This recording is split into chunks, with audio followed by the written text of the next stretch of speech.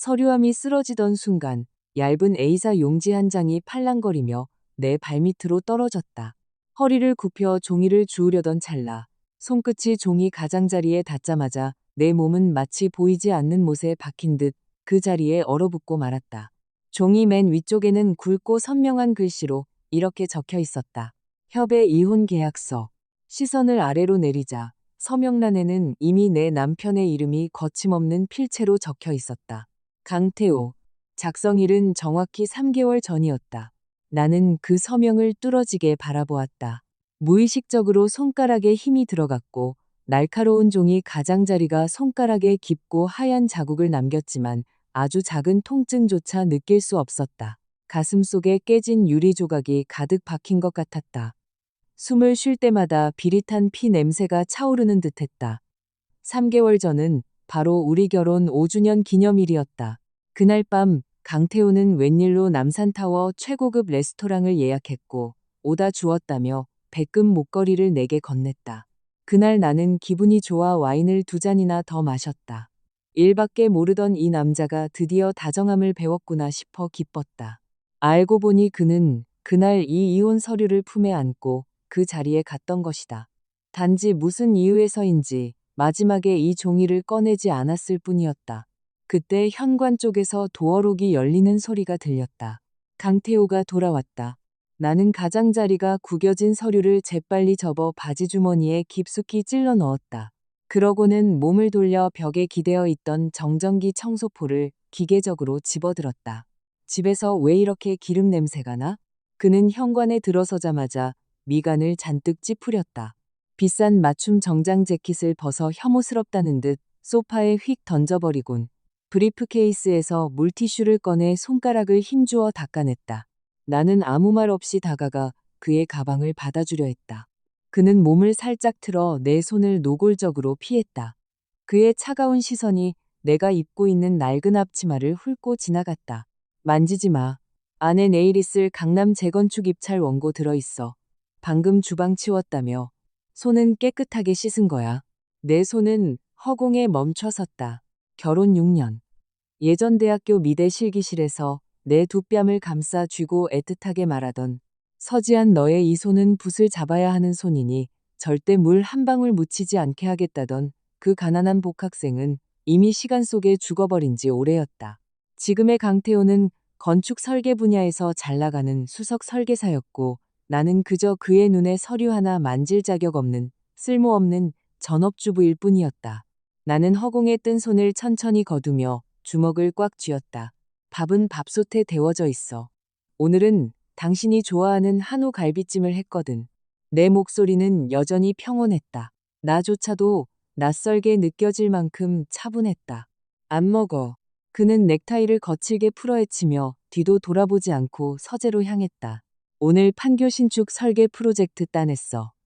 이 비서가 예약한 파인다이닝에서 최고급 코스 요리 먹고 왔어. 그 대충 만든 집밥은 당신이나 먹어. 서재 문이 신경질적으로 닫혔다. 나는 텅 빈 거실에 멍하니 서 있었다. 주머니 속에 그 종이 한 장이 마치 불에 타는 것처럼 내 허벅지를 뜨겁게 달구고 있었다.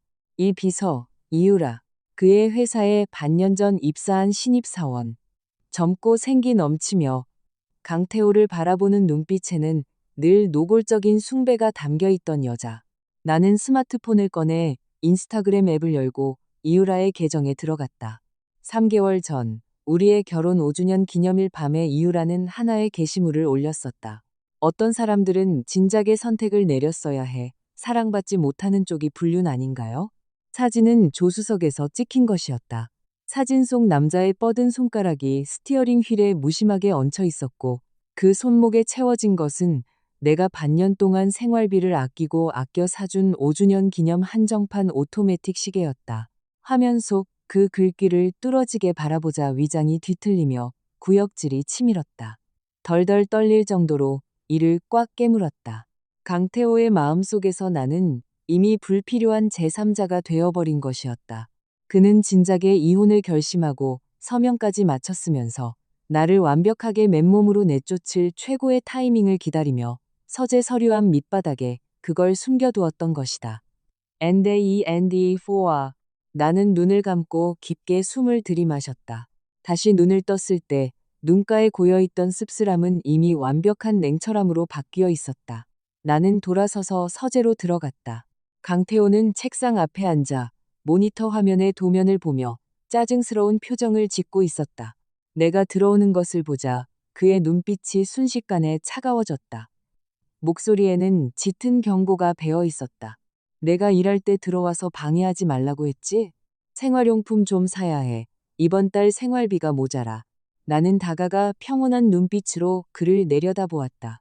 강태호는 코웃음을 치더니 지갑에서 신용카드 한 장을 꺼내 거지를 적선하듯 책상 위로 던졌다.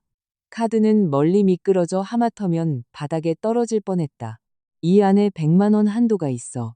서지한, 당신은 하루 종일 집안에 처박혀서 비바람 맞을 일도 없으면서 대체 돈 쓸 데가 어디 있다고 그래? 다른 집 아내들 좀 봐. 다들 밖에서 번듯하게 자기 커리어 쌓고 있잖아. 당신은 하루 종일 그놈의 밥 반찬 타령하는 거 말고 할 줄 아는 게 뭐 있어? 그는 의자 등받이에 기대어 아주 오만한 태도로 나를 위아래로 훑어보았다. 돈 쓸 궁리만 하지 말고 자기 개발 좀 해. 당신이랑은 갈수록 대화가 안 통해. 100만 원.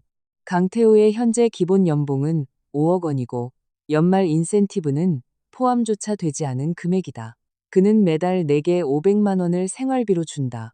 겉보기에는 적지 않은 돈이지만 평창동 3층짜리 고급 단독주택의 관리비와 각종 공과금만 해도 절반이 넘게 나갔다.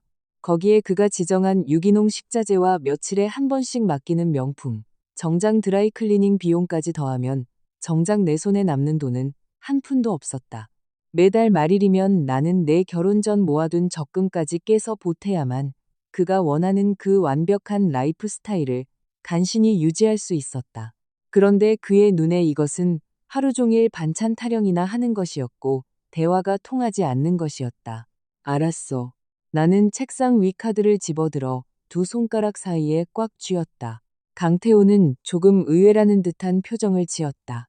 평소 같으면 이런 말을 들을 때마다 나는 이 집을 유지하는 게 얼마나 힘든 일인지, 물가가 얼마나 올랐는지 핏대를 세우며 따졌기 때문이다. 하지만 오늘 나는 너무나도 조용했다. 그는 의아한 눈빛으로 나를 쳐다보더니 이내 짜증스럽게 손을 저었다. 됐어. 나가봐. 내일 제주도 출장 가니까 며칠 안 들어올 거야. 전화나 카톡으로 귀찮게 굴지 마. 출장. 그의 모니터 화면 오른쪽 아래에 뜬 스케줄표가 내 눈에 들어왔다. 그곳에는 분명 내일 서귀포 5성급 리조트로 현장 답사를 간다고 적혀 있었고 동행자 명단에는 이유라의 이름도 있었다. 알았어. 조심히 다녀와. 나는 순종적으로 고개를 끄덕이고 서재를 걸어 나왔다. 나오면서 자연스럽게 방문을 닫아주었다. 문이 닫히는 순간 내 얼굴에 떠올라 있던 순종적인 표정은 흔적도 없이 사라졌다. 침실로 돌아와 방문을 꽉 닫은 나는 주머니에서 그 이혼계약서를 꺼내 화장대 위에 평평하게 펼쳤다. 탁상 조명의 차가운 불빛이 종이 위를 비쳤다. 나는 한 줄 한 줄 읽어 내려갔다. 읽을수록 입가의 비웃음은 더욱 짙어졌다. 계약서에는 이렇게 적혀 있었다. 결혼 후 아내가 줄곧 직업이 없었으므로 가정 내 모든 부동산 및 차량은 남편이 자금을 출자하여 구매한 바 이혼 후 남편의 소유로 한다. 그에 대한 보상으로 남편은 아내에게 위자료 명목으로 일시불 5천만 원을 지급한다. 5천만 원. 6년 동안 소처럼 일하며 희생한 내 청춘을 5천만 원에 퉁치겠다는 심산이었다. 그가 무사히 대학을 졸업하도록 내가 먼저 대학원 진학을 포기하고 밤새워 그의 도면을 대신 그려주었던 그 은혜마저도 그는 그저 이혼만 바라는 게 아니라 나를 완벽하게 빈털터리로 길거리에 나앉게 할 작정이었다. 이게 바로 내가 꼬박 6년 동안 간과 쓸개를 다 내어주며 모셔온 훌륭한 남편의 실체였다. 나는 서랍을 열고 펜을 꺼냈다. 뚜껑을 열고 어떤 망설임도 없이 안에 서명란의 빈칸에 내 이름을 꾹꾹 눌렀었다. 서지한. 이 6년은 한바탕 기나긴 악몽 같았다. 이제 그 꿈에서 깰 시간이었다. 다음 날 아침 일찍 강태호는 캐리어를 끌고 집을 나섰다. 그는 마음이 급했는지 현관에 서 있는 나를 뒤돌아보지도 않았다. 그의 차가 아파트 단지 CCTV 화면에서 사라질 때쯤 나는 단정한 정장 차림으로 갈아입고 오랜만에 완벽하게 풀 메이크업을 했다. 거울 속 날카로운 눈빛을 가진 여자를 바라보며 나는 계약서가 든 서류 봉투를 챙겨 곧장 집을 나섰다. 나는 가정법원으로 가지 않았다. 강태호처럼 교활한 인간은 서류가 없어졌다는 걸 조만간 눈치챌 것이다. 내가 향한 곳은 강남 한복판의 대형 로펌 건물이었다. 그곳에는 서울 시내 최고의 이혼 및 재산 분할 전문 변호사 팀이 있었다. 나를 맞이한 사람은 내 대학교 선배이자 현재 이 로펌의 대표 변호사인 박성진이었다. 내가 건넨 이혼 계약서를 보며 박성진의 눈썹이 살짝 치켜 올라갔다. 그는 금태 안경을 밀어 올리며 날카로운 눈빛으로 나를 바라보았다. 이 계약서는 완전히 노예 계약이나 다름없어. 지아나, 네가 이 시점에 서명을 해버리면 주도권을 다 넘겨주는 꼴이 돼. 너희 부부 공동재산이 절대 이것밖에 안 될 리가 없잖아. 5천만 원이라니. 거지 적선하는 것도 아니고 노예 계약인 거 저도 알아요. 나는 탁자 위에 아메리카노를 들어 한 모금 마셨다. 씁쓸한 맛이 목구멍을 타고 번지며 머리가 더 맑아지는 기분이었다. 선배, 제가 오늘 선배를 찾아온 건 이 서류에 적힌 5천만 원을 받아달라고 온 게 아니에요. 나는 가방에서 USB 하나를 꺼내 그 앞으로 밀어주었다. 결혼하고 나서 지금까지 집안의 크고 작은 자금 흐름은 다 제가 관리했어요. 그 사람 노트북은 항상 비밀번호도 안 걸려 있었고요. 이 USB 안에는 강태호 회사의 최근 3년간 자금 흐름이 들어 있어요. 그리고 이건 어제 그 비서가 인스타그램에 올렸던 캡처본이고 두 사람이 최근 자주 드나들던 5성급 호텔 결제 내역이에요. 박성진은 USB를 노트북에 꽂고 빠르게 몇 페이지를 훑어보더니 눈빛이 점차 심각해졌다. 결혼 생활 중에 프로젝트 대금을 부풀리는 방식으로 공동재산을 20억 가까이 빼돌렸네. 현재 이 돈은 강태호의 사촌동생 명의로 묶여 있어. 박성진은 고개를 들어 나를 보며 약간의 감탄을 내비쳤다. 준비를 아주 철저히 했구나, 지아나. 그 자식이 미리 서명해둔 이 이혼 서류가 바로 재산을 은닉하고 아내를 빈털터리로 쫓아내려 한 고의성을 입증할 결정적 증거야. 네가 서명했으니 이 서류는 효력이 생겼어. 하지만 우리가 걸고 넘어질 건 재산 은닉과 유책 배우자로서의 책임이야. 나는 박성진을 보며 또박또박 말했다. 협의 이혼으로 끝내지 않을 거예요. 가정법원에 정식으로 소송을 제기해서 판결을 받아낼 겁니다. 일단 소송이 들어가면 이 사건은 입건부터 1심 판결, 재산 가압류 묶는 것까지 아무리 빨라도 3개월은 걸려. 박성진은 노트북을 덮고 양손을 깍지 낀 채 탁자 위에 올렸다. 이 3개월 동안 너는 아무것도 모르는 척 그 자식과 한 지붕 아래서 살아야 해. 절대 눈치를 채게 해서는 안 돼. 할 수 있겠어? 고작 3개월이잖아요. 나는 입꼬리를 끌어올리며 차갑게 웃었다. 지난 6년도 버텼는걸요. 이 3개월 동안 저는 그가 의기양양하게 정상으로 올라가는 걸 지켜볼 거예요. 그리고 가장 높은 곳에 섰을 때 내 손으로 그의 모든 퇴로를 끊어버릴 겁니다. 로펌을 걸어 나오자 가을바람이 얼굴을 스치며 서늘한 기운을 가져다 주었다. 이제 강태호가 어떻게 연기를 하는지 지켜볼 차례였다. 3일 뒤 강태호가 출장에서 돌아왔다. 그는 온몸에 생기가 넘쳤고 눈가에는 숨길 수 없는 봄바람 같은 득의양 양함이 서려 있었다. 평소 굳게 다물려 있던 입꼬리조차 보기 드물게 올라가 있었다. 현관에 들어설 때 그의 손에는 명품 백화점 쇼핑백이 들려 있었다. 요 며칠 너무 피곤해서 백화점 지나가다 그냥 하나 샀어. 며칠 혼자 집에 둔 거 미안해서 주는 보상이야. 그는 상자를 거실 탁자 위에 툭 올려놓았다. 마치 대수롭지 않은 적선을 베푸는 듯한 태도였다. 나는 다가가 리본을 풀고 상자를 열었다. 안에는 유명 명품 브랜드의 가을 신상 실크 스카프가 들어있었다. 색깔이 아주 화려하고 소화하기 힘든 쨍한 오렌지색이었다. 그 스카프를 보는 순간 심장이 한 박자 엇박자를 쳤고 이내 위장이 찢어질 듯한 구역질이 치밀어 올랐다. 나는 평소 밝은 색상의 액세서리를 해본 적이 없다. 6년 내내 차분한 무채색 계열만 입었다. 하지만 이유라는 오렌지색을 가장 좋아했다. 당장 어제 올린 인스타그램 스토리에서도 그녀는 오렌지색 에르메스 스카프를 사고 싶었는데 품절이라 아쉽다며 징징대는 글을 올렸었다. 강태호가 어쩌다 똑같은 걸 산 걸까? 아니면 이유라가 쓰다 질려서 안 하겠다는 걸 나한테 적선하듯 던져주는 걸까? 왜 마음에 안 들어?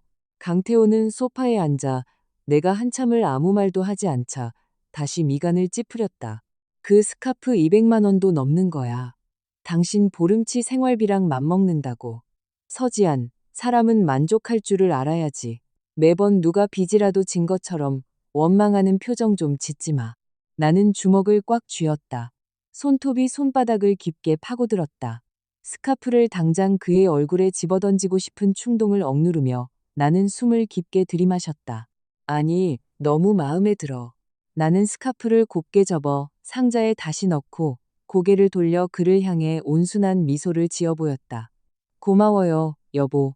여보라는 말에 강태호의 눈빛에 찰나의 불편함이 스쳤고 이내 은근한 경멸의 빛마저 비쳤다. 그래, 잘 챙겨놔. 그는 자리에서 일어나 안방으로 성큼성큼 걸어갔다. 걸어가면서 재킷을 훌렁훌렁 벗어 던졌다. 물이나 받아놔. 샤워부터 해야겠어. 며칠 공사 현장을 돌아다녔더니 온몸에서 냄새가 나네. 공사 현장 냄새가 아니라 지독하고 싼 티나는 향수 냄새겠지. 나는 제자리에 서서 반쯤 열린 안방문을 바라보았다. 예전에는 출장에서 돌아오면 옷을 아무렇게나 팽개치던 그가 오늘은 웬일로 셔츠와 재킷을 옷걸이에 아주 반듯하게 걸어두고 있었다. 무엇을 숨기려는 걸까? 나는 옷걸이로 다가가 아주 익숙한 손놀림으로 그의 재킷 안주머니에 손을 집어넣었다. 구깃구깃한 영수증 하나가 내 손에 잡혔다.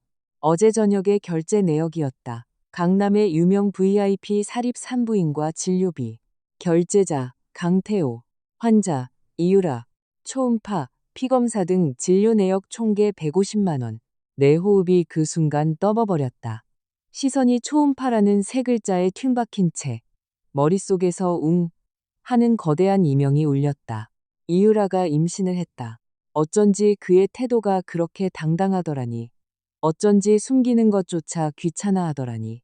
그는 이미 새로운 삶을 통째로 넘겨받을 완벽한 준비를 끝낸 것이었다. 그저 나라는 볼품없는 본처가 맨몸으로 쫓겨나는 꼴을 비웃으며 지켜볼 날만 기다리고 있었던 거다. 욕실에서 쏴 하는 물소리가 들려왔다. 강태호는 심지어 콧노래까지 흥얼거리고 있었다. 나는 영수증을 천천히 펴서 내용이 선명하게 보이도록 사진을 찍어 박성진 변호사에게 전송했다. 그러고는 원래 있던 그대로 그의 주머니에 다시 찔러 넣었다. 고개를 돌리는 그 순간 나는 아주 분명히 깨달았다. 내 안에 남아있던 마지막 미련 한 조각마저 산산조각 났다는 것을. 강태호, 네가 끝까지 가보겠다면 나도 목숨 걸고 놀아주지. 욕실의 물소리가 멈췄다. 강태호는 수건을 두른 채 걸어 나오며 머리를 털다가 무언가 생각난 듯 걸음을 멈췄다. 이번 주말 우리 엄마 환갑이야. 밖에서 안 먹어. 엄마가 식당 음식은 조미료 많이 들어가서 싫다고 하셔서 그냥 집에서 하기로 했어. 그는 화장대 앞으로 걸어가 남성용 스킨을 집어들고 얼굴에 두드려 발랐다. 친척들이랑 엄마 친구들까지 대충 20명, 2상 정도 될 거야. 당신이 준비 좀 해. 친구를 정리하던 내 두 손이 멈칫했다. 환갑잔치를 집에서 2상이나 차린다고? 그 인원이면 당신이 준 100만 원으론 턱도 없어. 나는 몸을 돌려 그의 눈을 똑바로 쳐다보았다. 계산해 봤는데 해산물에 좋은 술까지 올리려면 최소한 500만 원은 필요해. 강태호의 얼굴에 스킨을 바르던 손이 뚝 멈췄다. 미간이 사정없이 찌그러졌고 그의 눈빛에는 황당함과 짜증이 가득했다. 500만 원? 서지안, 당신 돈에 대한 개념이 아예 없어? 집에서 장 봐서 밥해 먹는 건데 무슨 5성급 호텔에서 잔치라도 해? 반찬에 금가루라도 뿌리게. 그는 수건을 화장대 위에 신경질적으로 내동댕이 치며 큰 소리를 냈다. 그 카드에 있는 100만 원 다 쓰고 모자라면 재래시장 가서 싸고 싱싱한 거 좀 사면 되지. 왜 번듯한 밥상 하나 못 차린다는 거야? 남들 아내는 어떻게든 식비 아끼려고 난리인데 당신은 하루가 멀다 하고 입만 열면 돈돈돈거려? 내가 돈 버는 게 우스워 보여? 나는 불평을 늘어놓는 이 남자를 가만히 바라보았다. 그의 손목에 채워진 롤렉스 한정판은 0만 원짜리고 그가 방금 바른 애프터쉐이브는 한 병에 30만 원짜리다. 어제 그가 이유라를 데리고 산부인과에서 긁은 돈은 150만 원이었다. 그런데 지금 자기 어머니의 환갑잔치에 20명의 손님을 대접하는데 100만 원으로 상을 차리라고 말하고 있다. 나는 눈을 내리깔아 눈 속에 짙은 조소를 감췄다. 알았어. 돈은 내가 어떻게든 마련해 볼게. 그제야 강태호의 안색이 좀 누그러졌다. 그는 수건을 다시 집어들고는 건성으로 대답했다. 그래야지. 당신도 집에만 있지 말고 남들 어떻게 사는지 좀 보고 배워. 그는 몰랐다. 내가 뒤돌아서면서 주머니 속 스마트폰의 녹음 종료 버튼을 눌렀다는 사실을. 이 대화는 그가 생활비를 가혹하게 통제하며 경제적 억압을 가했다는 가장 훌륭한 증거가 될 것이었다. 주말은 금방 다가왔다. 새벽 5시에 일어나 노량진 수산시장에 가서 가장 싱싱한 다금바리와 킹크랩을 고르고 백화점 식품관에 가서 최고급 2플러스 한우를 샀다. 전부 내 비상금으로 결제한 것들이었다. 영수증은 한 장 한 장 깔끔하게 모아 캡처해서 박 변호사에게 보냈다. 오전 11시 15분 현관문이 덜컥 열렸다. 아이고 힘들어 죽겠네. 이 오르막길 걸어오는 게 아니었어. 강태호의 어머니, 내 시어머니가 이모, 고모 등 온갖 친척 무리에 둘러싸여 집으로 들어섰다. 그녀는 짙은 붉은색의 고급스러운 생활 한복을 입고 손목에는 작년에 강태호가 사준 비싼 옥팔찌를 찬 채 얼굴에 화색이 만발해 있었다. 나는 갓 씻은 과일을 들고 주방에서 나왔다. 인사를 건네기도 전에 시어머니의 미간부터 찌그러졌다. 그녀는 내가 두른 앞치마를 경멸하듯 쳐다보더니 반짝이는 대리석 바닥을 쏘아보았다. 지아나, 너 바닥 청소를 어떻게 한 거니? 구석에 먼지가 굴러다니는 건 둘째치고 집안에 기름 냄새가 진동을 하잖아. 오늘 내 환갑인데 옷걸이 그게 뭐니? 사람 꼴을 하고 좀 입어라. 칙칙하게 그게 뭐니? 우리 태호 채면 다 깎아먹게. 거실은 순식간에 조용해졌다. 친척들은 서로 눈치를 보며 마치 재밌는 구경거리라도 났다는 듯 묘한 시선을 주고받았다. 나는 들고 있던 과일 접시를 쥔 손에 힘을 주었다. 손가락 마디가 하얗게 질렸다. 어머니, 주방에서 지금 고기를 삶고 있어서 냄새가 좀 날 수밖에 없어요. 먼저 앉으세요. 과일 깎아왔습니다. 나는 억지로 태연한 목소리를 내며 과일을 테이블 위에 올려두었다. 시어머니는 코웃음을 치며 과일 접시엔 눈길조차 주지 않았다. 우리 강씨 집안은 이런 과일 쪼가리 못 먹어 환장한 사람 없다. 태호가 지금 굴지의 건축사무소 소장으로 얼마나 고생하는데 마누라라는 게 집안 건사 하나 제대로 못하고 남편 일에 도움은 못 줄 망정 아직까지 애 하나 못 낳고. 그녀는 목소리를 낮췄지만 거실에 있는 모두가 다 들을 수 있는 크기였다. 결혼한 지 6년이 넘도록 배에 소식 하나 없으니 집안 터가 문제인지 원. 내 숨이 턱 막히고 가슴이 거대한 바위에 눌린 듯 답답해졌다. 6년 동안 아이가 없었던 이유? 결혼 2년 차 때 강태호가 갓 창업해서 매일 밤샘과 접대를 반복하다 급성 위출혈로 쓰러졌을 때 내가 밤낮으로 병실을 지키며 간호하다가 과로로 유산했기 때문이었다. 그때부터 내 몸은 심하게 상했고 회복하는데 아주 오랜 시간이 걸렸다. 그때 그는 나를 안고 울며 평생 아이가 없더라도 나를 공주님처럼 아껴주겠다고 맹세했었다. 그런데 지금 이 일이 그의 어머니가 나를 공격하는 가장 악독한 무기가 되어버렸다. 그리고 맞은편 소파에 앉아 스마트폰만 들여다보고 있던 강태호는 자기 어머니의 모욕적인 말들을 못 들은 척하며 나를 변호하는 말 한마디 하지 않았다. 그때 초인종이 울렸다. 강태호가 번쩍 고개를 들더니 스마트폰을 주머니에 쑤셔 넣고는 직접 문을 열러 나갔다. 문이 열리는 순간 짙고 고급스러운 향수 냄새가 거실로 밀려 들어왔다. 이유라가 문 밖에 서 있었다. 오피스룩은 온데간데 없고 몸에 핏대는 연골드 실크 원피스를 입고 쇄골을 은근히 드러낸 채 서 있었다. 양손에는 거대한 빨간색 쇼핑백 2개가 들려 있었다. 소장님, 주말에 죄송해요. 지시하신 판교 프로젝트 계약서에 급히 서명을 받아야 해서 어쩔 수 없이 댁으로 찾아왔습니다. 이유라의 목소리는 애교가 넘쳤고 묘하게 억울한 척하는 무고함이 배어 있었다. 강태호는 헛기침을 한 번 하더니 서류를 건네받았다. 하지만 그의 시선은 이유라의 몸에 몇 초간 노골적으로 머물러 있었다. 수고했어. 주말에 여기까지 오게 해서 미안하네. 시어머니의 잔뜩 찌푸려져 있던 얼굴은 이유라의 손에 들린 쇼핑백을 보자마자 활짝 핀 국화꽃처럼 환해졌다. 어머머, 태호야. 너희 회사 직원이니? 아주 참하게 생겼다 얘. 시어머니는 다가가 명품 공진단이라는 금박 글씨가 적힌 상자를 뚫어지게 바라보았다. 저 상자. 며칠 전 백화점 명품관에서 봤던 거다. 한 상자에 500만 원짜리. 이유라는 사르르 웃으며 시어머니의 손에 상자를 덥석 안겨주었다. 어머님, 소장님 어머님이시죠? 소장님께 오늘 환갑이시라는 말씀 많이 들었어요. 이거 제가 한의사 친구한테 특별히 부탁해서 구한 VIP용 공진단이에요.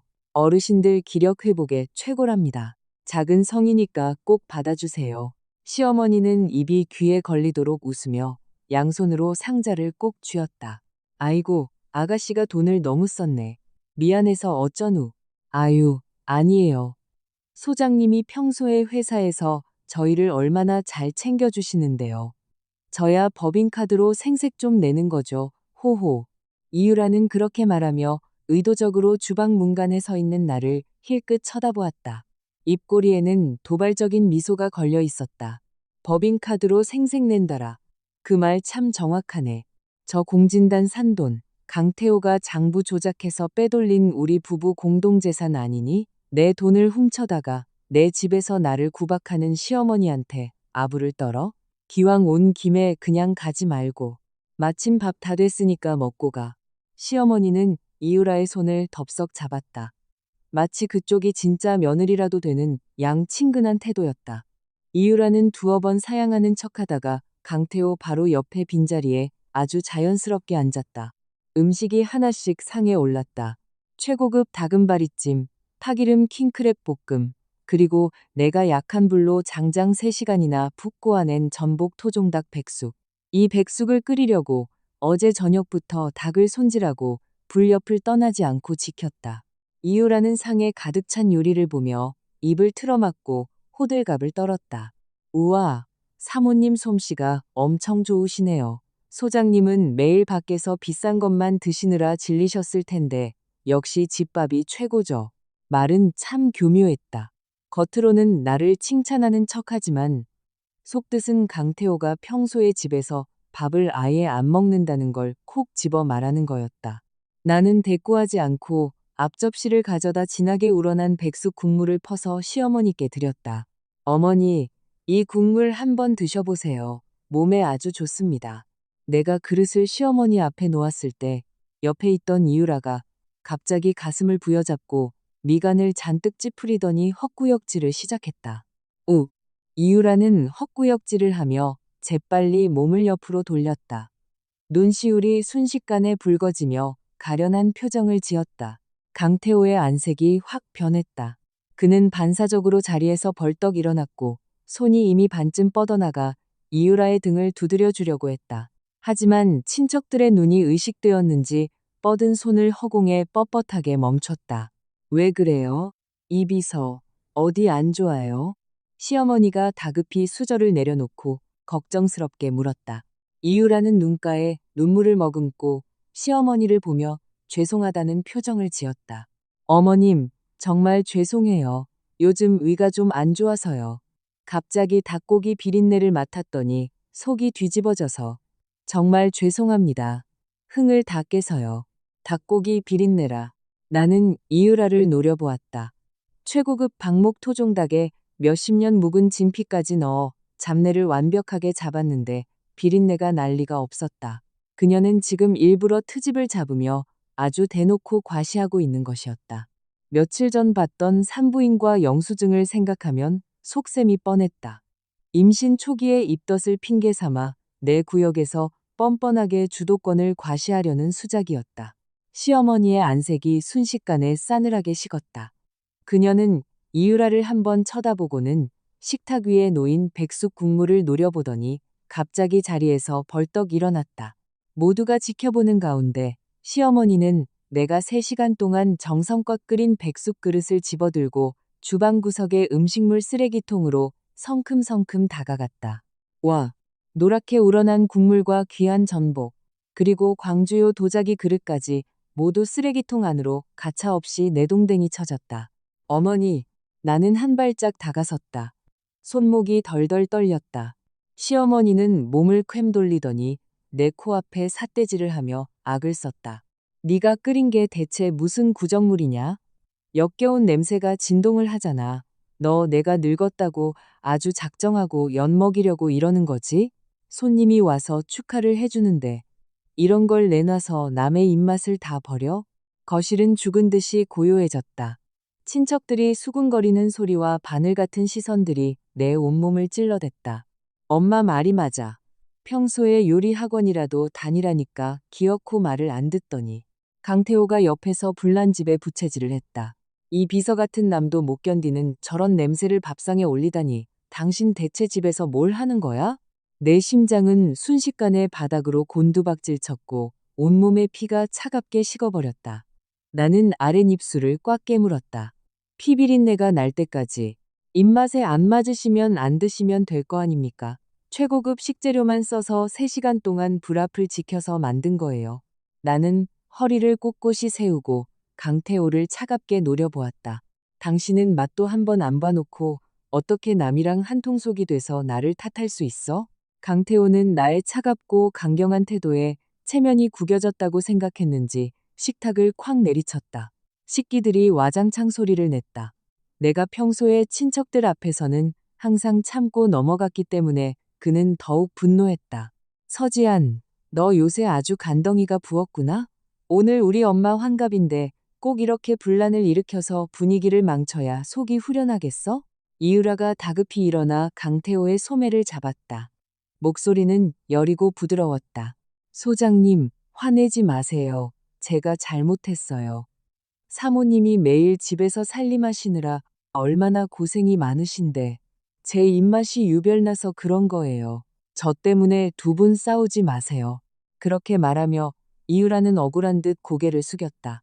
마치 온갖 괴롭힘을 당한 가련한 캔디 같았다. 시어머니는 그 꼴을 보자마자 이유라를 자기 뒤로 감싸듯 끌어당겼다. 이 비서, 겁먹지 마. 이 교양머리 없는 물건이 아주 버릇을 못 고쳐서 그래. 내 돈으로 먹고 사는 주제에 어디서 눈을 부라려? 서지안, 똑똑히 들어. 며느리 노릇 제대로 못할 거면 당장 내 집에서 짐 싸서 꺼져. 우리 집안은 너 없어도 밥 잘 먹고 잘 사니까. 짐 싸서 꺼져라.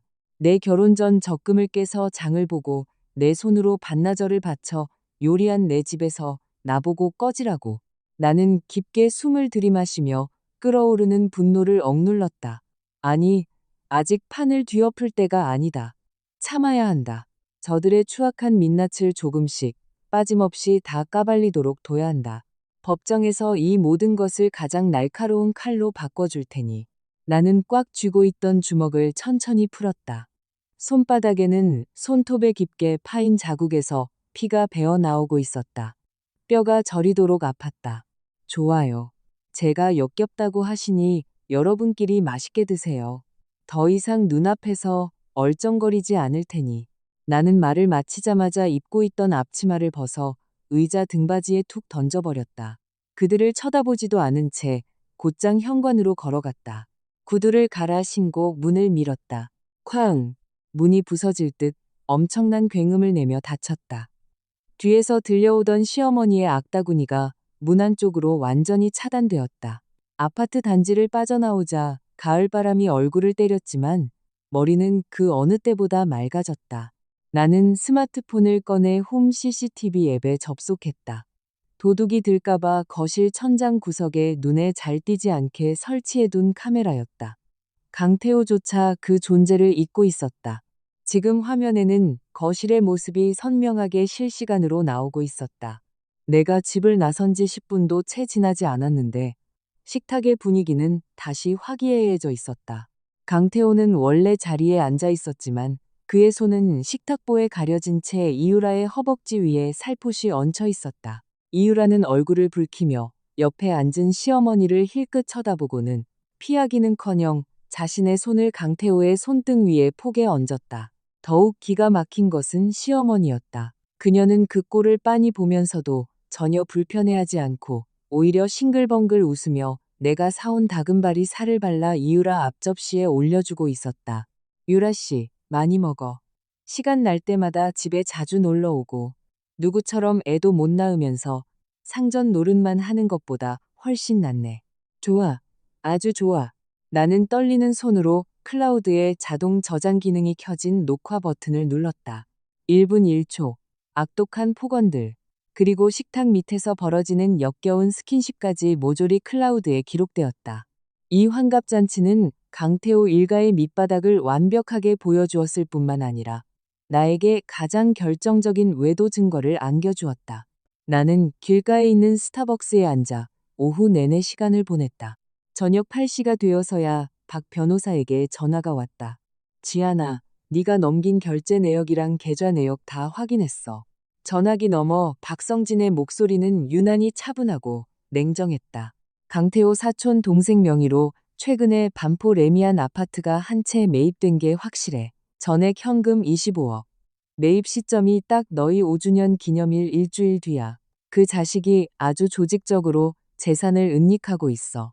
네가 그 이혼 계약서를 발견하지 못했다면 3개월 뒤에 넌 빚더미에 앉은 채로 알거지가 돼서 쫓겨났을 거다. 나는 다 식어 빠진 아이스 아메리카노 잔을 만지작거렸다.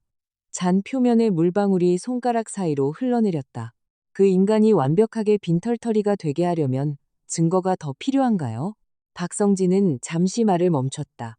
혼인 중 재산 은닉에 대한 증거는 충분히 모였어. 하지만 저쪽이 유책 배우자라는 걸 완벽하게 옴짝달싹 못하게 만들려면 상간녀 외도에 대한 결정적인 증거, 즉 현장을 덮치는 게 필요해. 현장을 덮친다. 나는 전화를 끊고 유리창 너머 화려한 네온 사인들을 바라보았다. 나를 집에서 쫓아냈으니 이제 그 집에서 마음 놓고 짐승짓을 할 수 있다고 생각하겠지? 나는 가방을 챙겨 카카오 택시를 부르고 평창동 집으로 돌아갔다. 지문 인식으로 도어록을 여는 순간 거실은 칠흑같이 어두웠다. 친척들은 벌써 다 돌아간 모양이었다. 불을 켜려던 찰나 2층 안방에서 아주 미세한 소음이 들려왔다. 내 침대. 강태호와 내가 6년 동안 같이 잤던 그 시몬스 킹사이즈 침대에서 나는 소리. 나는 하이힐을 벗어들고 맨발로 차가운 마룻바닥을 밟으며 조심스럽게 계단을 올라갔다. 안방 문은 꽉 닫히지 않고 좁은 틈이 벌어져 있었다. 어스름한 무드등 불빛이 문틈으로 새어나오고 있었고 그와 함께 구역질 나는 신음소리가 들려왔다. 내 손가락이 차가운 금속 손잡이에 닿았다.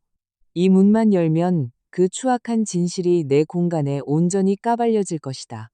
안방 문 밖에 선 내 호흡은 거의 멈춰 있었다. 금속 문고리에 손끝이 닿는 순간 척추를 타고 섬뜩한 냉기가 정수리까지 뻗쳐올랐다. 문틈으로 새어나오는 소리는 갈수록 노골적이었다. 오빠, 살살. 그 여자 갑자기 돌아오면 어쩌려고. 이유라의 콧소리 섞인 목소리에는 흥분과 자극이 역력했다. 올 리가. 그 무능하고 쓸모없는 여편네. 지금쯤 어디 공원 벤치에 쭈그리고 앉아서 궁상 떨고 있겠지. 분위기 깨지게. 그 여자 얘기는 왜 해? 강태호의 목소리는 짐승처럼 낮게 깔려 있었고 그 안에는 숨기지 않는 경멸이 담겨 있었다. 그는 내 침대에서 다른 여자를 짓누른 채 대학교 운동장에서 내게 속삭였던 것과 똑같은 쉰 목소리로 세상에서 가장 악독한 말을 내뱉고 있었다. 머릿속이 하얗게 백지장처럼 변했고 귀에서는 웅웅거리는 이명이 울렸다. 누군가 내 머리 위에 얼음물을 들이부은 것처럼 심장까지 꽁꽁 얼어붙는 기분이었다. 문을 걷어차고 들어가 난장판을 만들고 동영상을 찍어버릴까? 수많은 미친 생각들이 뇌리를 스쳤지만 나는 이를 악물고 충동을 억눌렀다. 지금 쳐들어가 봤자 감정을 쏟아내는 것 외에 남는 게 있을까? 불법 촬영된 영상은 법적인 증거로 채택되지 않을 수도 있고 강태호라면 사생활 침해로 역고소를 하거나 내가 함정을 팠다고 모함할 인간이다. 무엇보다 그가 눈치를 채면 재산을 은닉하는 속도는 더 빠르고 교묘해질 것이다. 입안에 비릿한 피맛이 맴돌 때까지 입술 안쪽을 꽉 깨물고 나서야 간신히 이성을 되찾을 수 있었다. 나는 문고리를 잡았던 손을 천천히 뗐다. 그리고 소리 없이 뒷걸음질 쳐 맨발로 계단을 내려왔다. 한 걸음 내디딜 때마다 내 자신에게 말했다. 서지안, 이 순간을 뼈에 새겨. 이게 바로 강태호의 본 모습이야. 걘 널 사람 취급도 안 했어. 현관으로 내려와 구두를 구겨 신고 문을 살짝 열었다가 아주 세게 쾅 하고 닫았다. 거대한 단독주택 전체가 순식간에 쥐죽은 듯 고요해졌다. 나는 문 밖에 선 채로 스마트폰을 꺼내 홈 CCTV 앱을 켰다. 화면 속에서 2층 안방 불이 번쩍 켜지더니 몇 초 뒤 강태호가 옷도 제대로 못 입은 채 허둥지둥 방을 뛰쳐나왔다. 그는 2층 난간에서 1층 거실을 내려다보았다. 곧이어 내 실크 샤워 가운을 걸친 이유라가 사색이 된 얼굴로 따라 나왔다. 왔어? 이유라가 겁에 질린 목소리로 작게 속삭였다. 강태호는 짜증스럽게 머리를 헝클어뜨리더니 1층에 아무도 없는 것을 확인하고는 안도의 한숨을 길게 내쉬었다. 들어왔다가 못 챙겨서 나갔나 본데 신경 쓰지 마.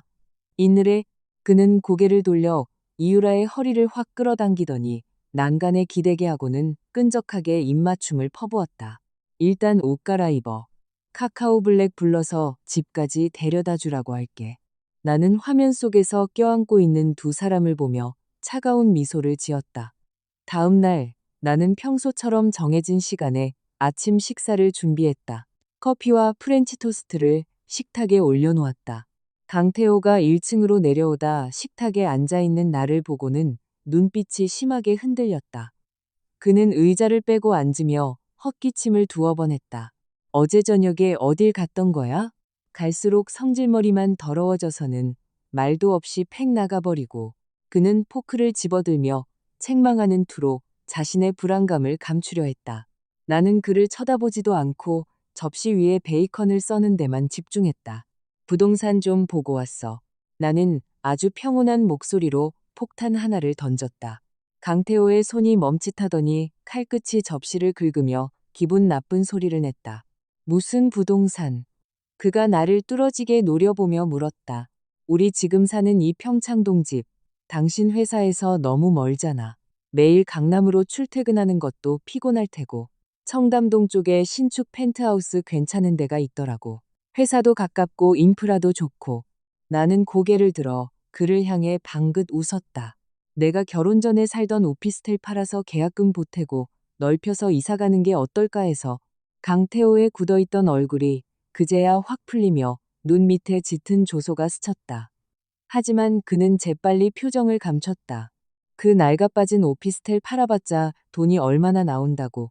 그는 심드렁하게 커피를 한 모금 마셨다. 요즘 부동산 경기 안 좋아. 쓸데없는 짓 하지 마. 이런 자잘한 일로 귀찮게 굴지 마. 그의 거절은 너무나도 확고했다. 당연하지.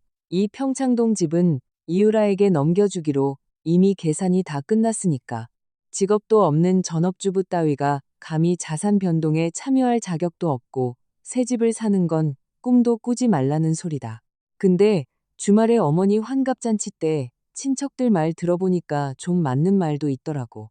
나는 포크를 내려놓고 그의 눈을 쳐다보았다. 나도 이제 내 밥값은 해야지. 재테크 삼아 부동산 갭 투자라도 하는 게 이 집에 기여하는 거 아니겠어? 마음대로 해. 강태호는 짜증스럽게 의자를 박차고 일어났다. 근데 회사 자금 빼달라는 소리는 하지 마. 내 돈은 다 프로젝트에 묶여 있으니까. 네가 저지른 일, 네가 알아서 수습해. 나한테 손 벌리지 말고. 그는 브리프케이스를 들고 성큼성큼 현관을 나섰다. 문이 닫히는 순간 나는 깊게 숨을 들이마시고 부동산 중개인에게 전화를 걸었다. 내 혼전 오피스텔은 학군 좋은 대치동에 있어서 늘 전세가 잘 나갔다. 평수는 작아도 매매가 아주 쉬운 꿀매물이었다. 나는 시세보다 0만 원 싸게 금매로 내놓는 대신 무조건 3일 안에 전액 현금으로 잔금을 치러달라고 요구했다.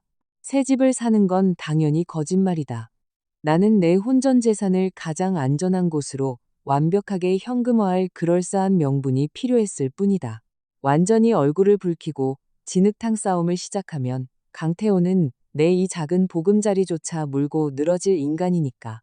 3일 뒤 3억 원의 현금이 내가 새로 만든 차명 계좌로 입금되었다. 그 사이 강태호는 갈수록 대담해졌다.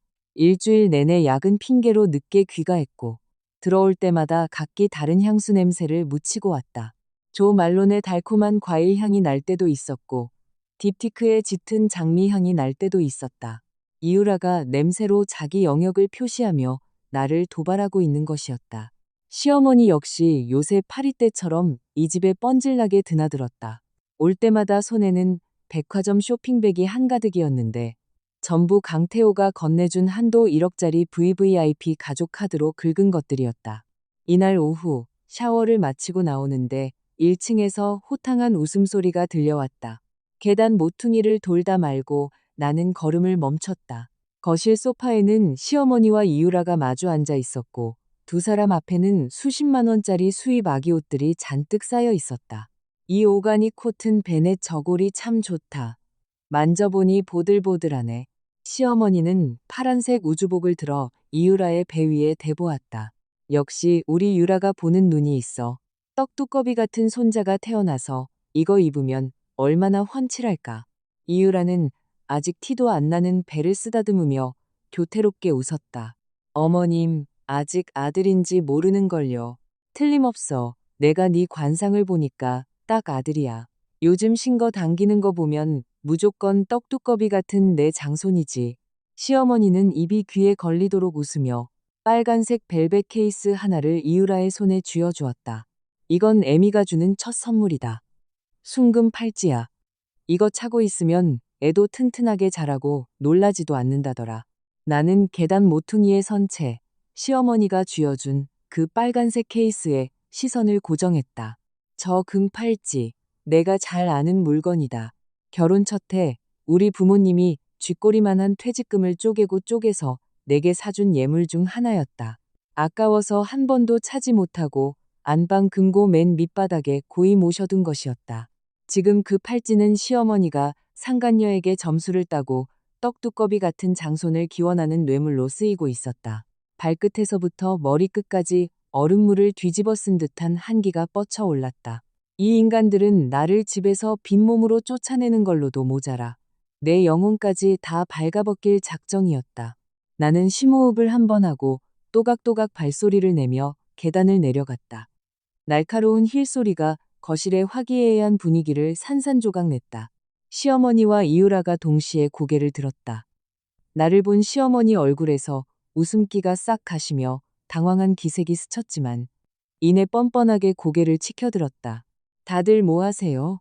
엄청 시끌벅적하네요. 나는 소파 쪽으로 다가가 테이블에 널린 명품아기 용품들을 훑고 지나가 마침내 이유라의 손목에서 달랑거리는 금팔찌에 시선을 고정했다. 이유라는 무의식적으로 손을 등 뒤로 숨기려다 아차 싶었는지 허리를 꼿꼿이 세웠다. 사모님, 집에 계셨네요. 그녀는 간드러진 목소리로 입을 열었다. 어머님이 신세계의 아기용품 팝업 스토어 새로 생겼다고 조카 선물 고르신다 해서 같이 다녀왔어요. 조카 선물이라 변명치고는 참 성의도 없다. 나는 그 하찮은 연극에 어울려줄 생각이 없었다. 이유라 앞으로 곧장 다가가 손을 내밀었다. 그 팔찌, 당장 빼. 이유라의 얼굴이 딱딱하게 굳으며 구원을 요청하듯 시어머니를 쳐다보았다. 시어머니는 새끼를 보호하는 암탉처럼 자리에서 벌떡 일어나 내 앞을 가로막고 내 코끝에 삿대질을 하며 소리쳤다. 너 지금 무슨 짓이야? 내가 며느리 될 애한테 준 선물을 네가 뭔데 달라고 지랄이야. 어머니 선물이요? 나는 차갑게 코웃음을 치며 시어머니의 눈을 똑바로 응시했다. 어머니, 이 팔찌 우리 엄마가 저한테 예물로 사주신 겁니다. 안쪽에 제 이니셜 SJA라고 새겨져 있어요. 제 허락도 없이 남의 금고를 몰래 뒤져서 제 개인 재산을 빼내신 건데 이거 절도죄 아닌가요? 시어머니는 꼬리를 밟힌 고양이처럼 펄쩍 뛰며 침을 튀겼다. 네가 우리 집안에 시집 왔으면 네 것도 다 우리 집안 거지. 네 거 내 거가 어딨어? 너 우리 집에 얹혀서 공짜밥 처먹고 살면서 생활비 한 푼이나 보탠 적 있어? 이깟 팔찌 쪼가리, 예의 바르고 배속 든든한 사람한테 내가 주겠다는데 뭐가 어때서? 알도 못 낳는 성년연이 차고 있어 봐야 아깝기만 하지. 단어 하나하나에 맹독이 묻어 있었다. 나는 이 몰상식한 노파를 물끄러미 바라보았다. 예전에는 강태호를 생각해서 무조건 참고 양보했다. 집안일도 도맡아 하고 명절 선물도 챙기고 억울한 일이 있어도 가정의 평화를 깨기 싫어 혼자 화장실에서 울었다. 하지만 이제 보니 나의 인내는 저들 눈에 마음대로 짓밟아도 되는 호구짓일 뿐이었다. 나는 더 이상 입씨름하기 귀찮아서 시어머니를 피해 이유라의 손목을 확 낚아챘다. 이유라는 내가 시어머니 앞에서 직접 물리력을 행사할 줄은 몰랐는지 기겁하며 비명을 지르고 소파 구석으로 몸을 웅크렸다. 내 손이 그녀에게 채 닿기도 전이었다. 이유라는 갑자기 실감나는 할리우드 액션을 시전하며 배를 부여잡고 고통스럽게 신음하기 시작했다. 아, 배가 너무 아파요. 그녀의 얼굴이 창백해지고 이마에 식은땀까지 맺히며 아주 진짜같이 연기를 해댔다. 시어머니는 혼비백산하여 나를 세게 밀쳐냈다. 무방비 상태였던 나는 힐을 신은 채로 뒤로 휘청거리다. 대리석 테이블 모서리에 허리를 세게 부딪히고 말았다. 유라야, 왜 이래? 배가 아파? 시어머니는 다급히 이유라를 부둥켜 안았다. 사모님. 사모님이 저 미워하시는 건 알지만 이유라는 시어머니 품에 안겨 눈물을 뚝뚝 흘렸다. 눈물방울이 뺨을 타고 흐르는 모습이 아주 가련하기 짝이 없었다. 그래도 제 뱃속에 있는 건 생명이잖아요. 아무리 제가 미워도 어떻게 임산부한테 이렇게 손찌검을. 서지안이 재수 없는 년. 우리 집안대를 끊으려고 작정했어? 시어머니는 고개를 총 돌려 시뻘개진 눈으로 마치 살인마를 보듯 나를 악독하게 노려보았다. 바로 그때 현관문이 덜컥 열리며 강태호가 성큼성큼 뛰어들어왔다. 아마도 전화를 받고 급하게 달려온 모양이었다. 재킷도 안 입고 넥타이도 풀어헤친 채 극도로 초조한 모습이었다. 무슨 일이야? 집에 들어서자마자 그의 시선은 시어머니 품에 안겨있는 가련한 이유라에게 고정되었다. 태호야, 이제 오면 어떡해? 시어머니는 곧장 곡소리를 내기 시작했다.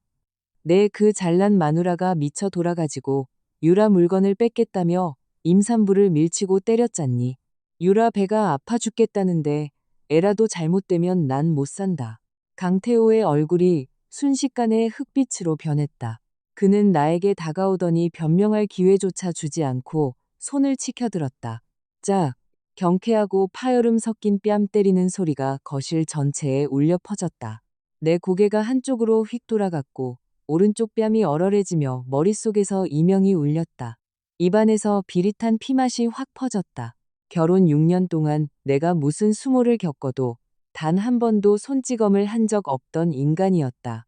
이게 처음이었다. 너 미쳤어? 강태호가 포효하며 원수를 보듯 나를 노려보았다. 분노로 목소리가 찢어질 듯 날카로웠다. 도대체 왜 이렇게 바락인데? 그깟 금팔찌 하나 때문에 임산부를 밀치고 때려? 나는 천천히 고개를 돌렸다. 입가에 고인 피를 손등으로 스윽 닦아내고 죽은 연못처럼 차분한 눈빛으로 그를 뚫어지게 응시했다. 강태호. 나는 그의 이름을 불렀다. 천장에 홈 디텍터 있어. 내가 저 여자 털끝 하나라도 건드렸는지 내 눈으로 직접 캡처본 확인해. 내가 구석에 있는 카메라를 가리켰다. 강태호가 멈칫하며 눈동자가 살짝 흔들렸지만 구석에서 배를 감싸쥐고 고통스럽게 웅크린 이유라를 보더니 그 알량한 의심마저 순식간에 날려버렸다. 어디서 되도 않는 카메라 핑계야. 네가 질투나서 미쳐 날뛰는 거 다 알아.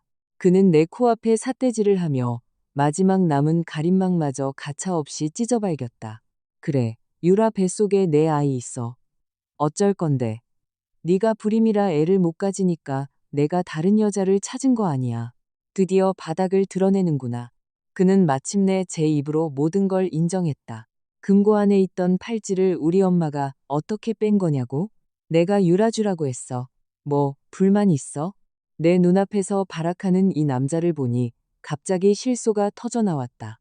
그 알량한 상간녀와 명분도 없는 불륜의 씨앗을 지키겠다고 안면을 싹 몰수하고 인간의 최소한의 염치마저 내던지는 꼴이라니.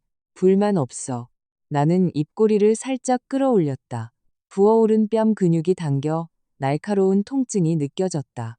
그렇게까지 감싸고 돌고 싶으면 이 집에서 둘이 천년만년 잘 살아. 내가 나갈 테니까. 네가 감히 이 문 밖으로 한 발짝이라도 나갈 수 있을 것 같아? 강태호는 내가 예전처럼 투정을 부리는 줄 알고 노발대발했다. 오늘 나가면 2번 다시 못 들어올 줄 알아. 당장 변호사 불러서 이혼 도장 찍게 만들 테니까. 위자료 한 푼 받을 생각하지 마. 그럴 필요 없어. 나는 그의 눈빛을 피하지 않고 마주보며 그가 한 번도 들어보지 못했을 만큼 차가운 목소리로 말했다. 당신 서재 서류함 밑바닥에 숨겨둔 이혼 서류. 내가 이미 다 서명해놨어. 마침 오늘 내 결혼 전 오피스텔 판 잔금 받는 날이거든. 옷 몇 벌 챙기려고 온 거야. 남은 건 다 너희들 가져. 말을 마친 나는 경악으로 일그러진 그의 얼굴을 뒤로하고 계단을 걸어 올라갔다. 2층 드레스룸에 내 물건이라곤 소름 끼치게 적었다. 속옷 몇 벌과 평상복 2벌, 그리고 세면 도구만 캐리어에 대충 쑤셔 넣었다. 강태호가 적선하듯 사준 에르메스 가방이나 샤넬 나부랭이는 단 하나도 챙기지 않았다. 반 시간 뒤 캐리어를 끌고 내려오자 강태호는 여전히 거실 한가운데 서서 믿을 수 없다는 듯 폭발할 것 같은 표정을 짓고 있었다. 시어머니와 이유라는 팝콘이나 뜯는 듯한 비열한 표정이었다. 서지한, 아주 기고만장하네? 서명을 했다는 건 네가 맨몸으로 나가겠다는데 동의했다는 뜻이야. 그는 이를 바득바득 갈며 내 얼굴에서 단 한 줌의 후회나 당황을 찾아내려 안달이었다. 알아. 나는 그의 곁을 스쳐 지나가며 걸음을 멈추고 아주 담담하게 말했다. 집도 차도 회사도 다 필요 없어. 내가 원하는 건 네가 완벽하게 무너져서 내 발밑에 무릎 꿇고 살려달라고 비는 거니까. 나는 그를 투명인간 취급하며 현관으로 걸어갔다. 도어록을 잡는 순간 발걸음을 멈추고 거실에 앉은 시어머니를 향해 고개를 돌렸다. 아, 참, 어머니, 그 팔찌 순금이에요. 제 이니셜 SJ 박힌 거 금은방 가서 녹여 새로 만들기 아까우면 그냥 유라씨 평생 차고 다니게 두세요. 곧 태어날 조카한테 주는 내 적선이라고 생각할 테니. 대문이 등 뒤에서 요란한 소리를 내며 닫히며 집안의 모든 쓰레기들을 단절시켰다. 가을밤의 바람은 서늘했지만 6년 동안 내 가슴을 짓눌렀던 거대한 먹구름이 단번에 날아가는 기분이었다. 나는 택시도 부르지 않고 캐리어를 끌며 평창동 부촌의 언덕을 걸어 내려왔다. 시내에 있는 신라스테이의 방을 잡았다. 짐을 풀자마자 박성진 변호사의 전화가 울렸다. 지안아, 이쪽 서류 작업 다 끝났어. 전화기 너머 박 변호사의 목소리는 칼처럼 단호했다. 방금 법원에서 네 재산 가압류 신청을 인용했고 소장이 정식으로 접수됐어. 내일 오전 9시 정각에 법원, 국세청, 그리고 경찰청 경제범죄수사대에서 강태호 본인 및 그 법인 계좌, 차명 계좌를 전면 동결하고 세무조사에 착수할 거야. 신용카드 등 고액 결제도 다 차단된다. 스마트폰을 쥔 내 손에 힘이 들어갔다. 그 반포 아파트는요. 사촌 동생은 이미 우리가 꼬리를 잡았어. 매입 대금이 부부 공동재산을 은닉한 정황으로 확인돼서 그 아파트도 법원에서 가처분 떨어졌다. 알겠습니다. 전화를 끊고 창가로 다가가 도심의 화려한 야경을 내려다보았다. 내일이면 저들의 세상은 완벽한 지옥으로 뒤바뀔 것이다. 다음 날 오전 10시. 나는 강남 한복판의 고급 카페에 앉아 여유롭게 라떼를 마시며 통유리창 밖을 지나는 사람들을 구경하고 있었다. 테이블 위에 스마트폰이 미친 듯이 진동하기 시작했다.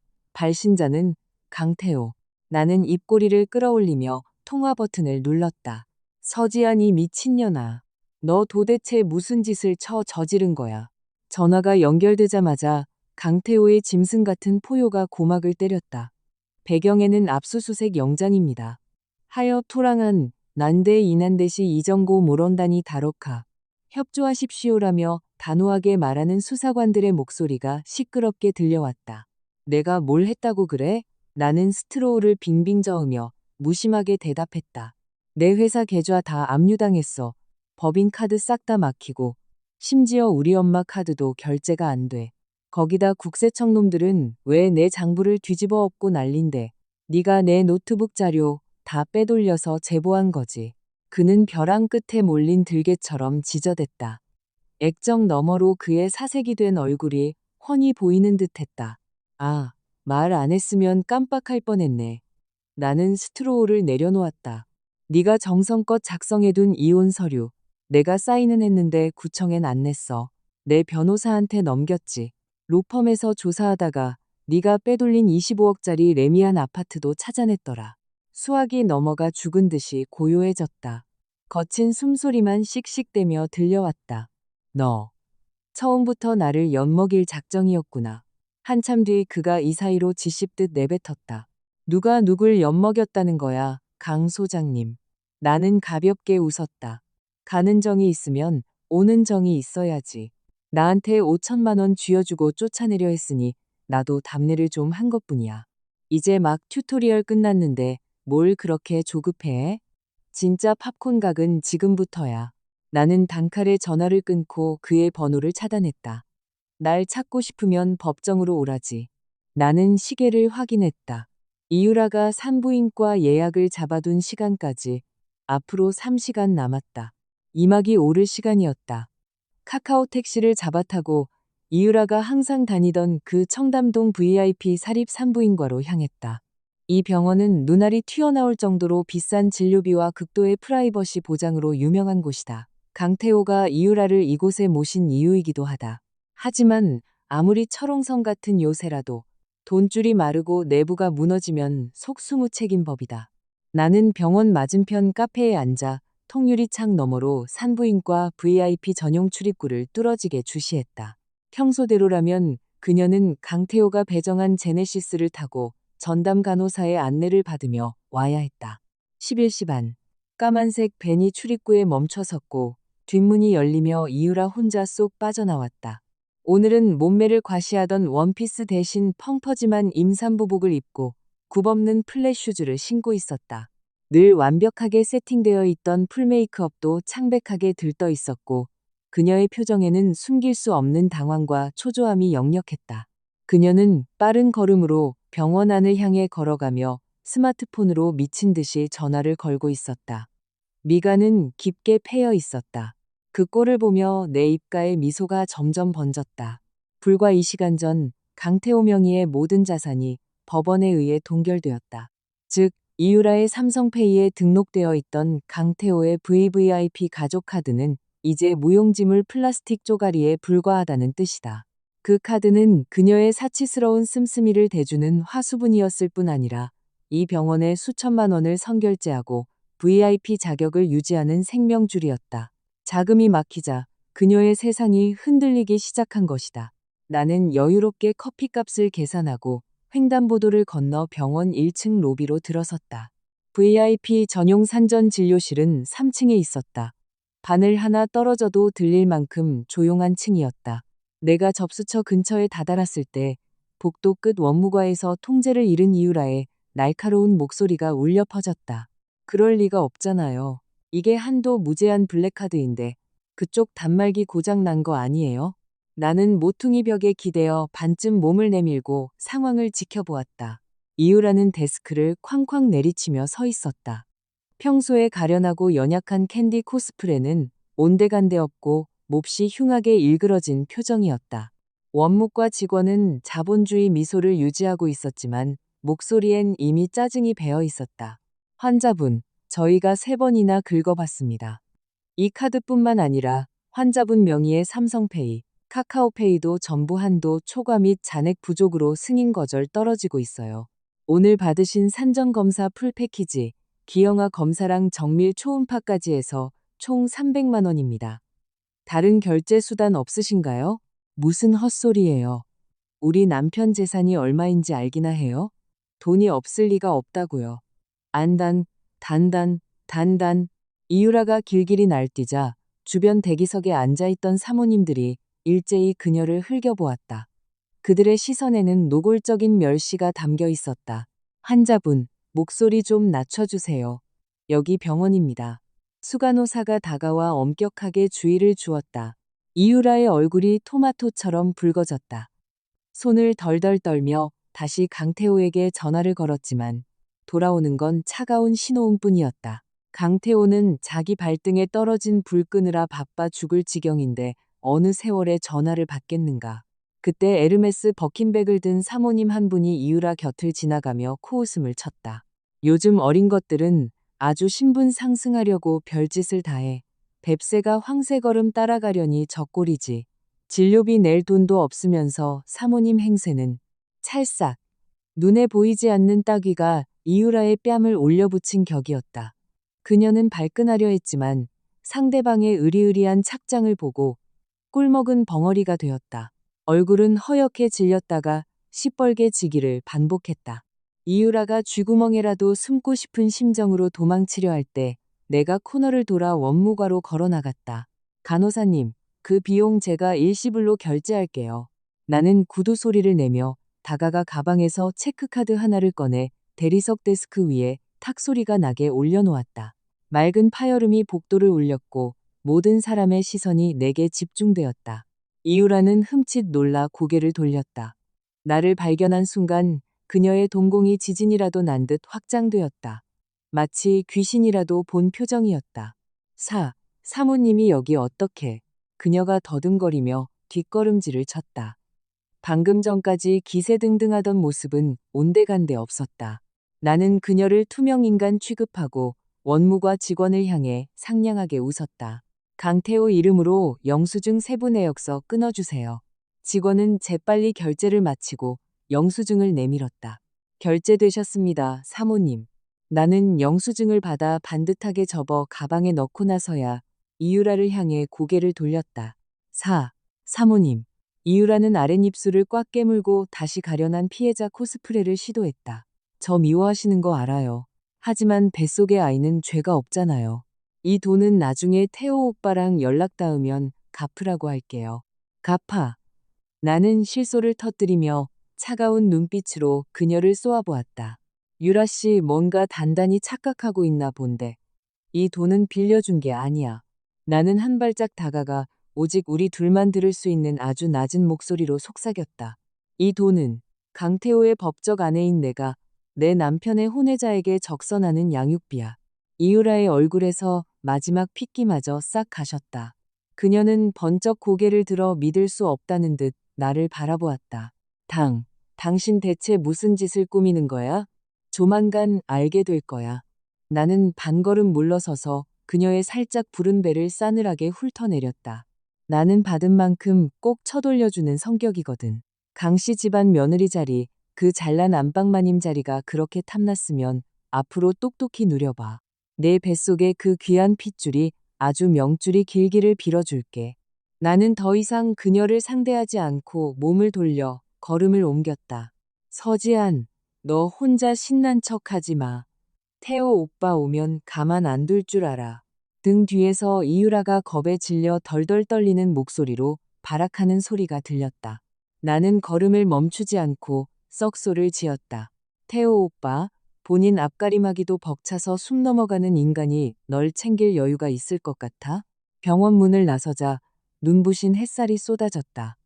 일이 내 예상보다 훨씬 통쾌하게 굴러가고 있었다. 나는 택시를 잡아타고 로펌으로 향했다. 이건 그저 예고편일 뿐, 진짜 메인 디쉬는 법정에 준비되어 있었다. 그 후 보름 동안 강태호는 천국에서 지옥으로 곤두박질 치는 시간을 제대로 경험했다. 그의 건축사무소는 수십억 원대 탈세 혐의로 국세청의 기습 압수수색을 받았다.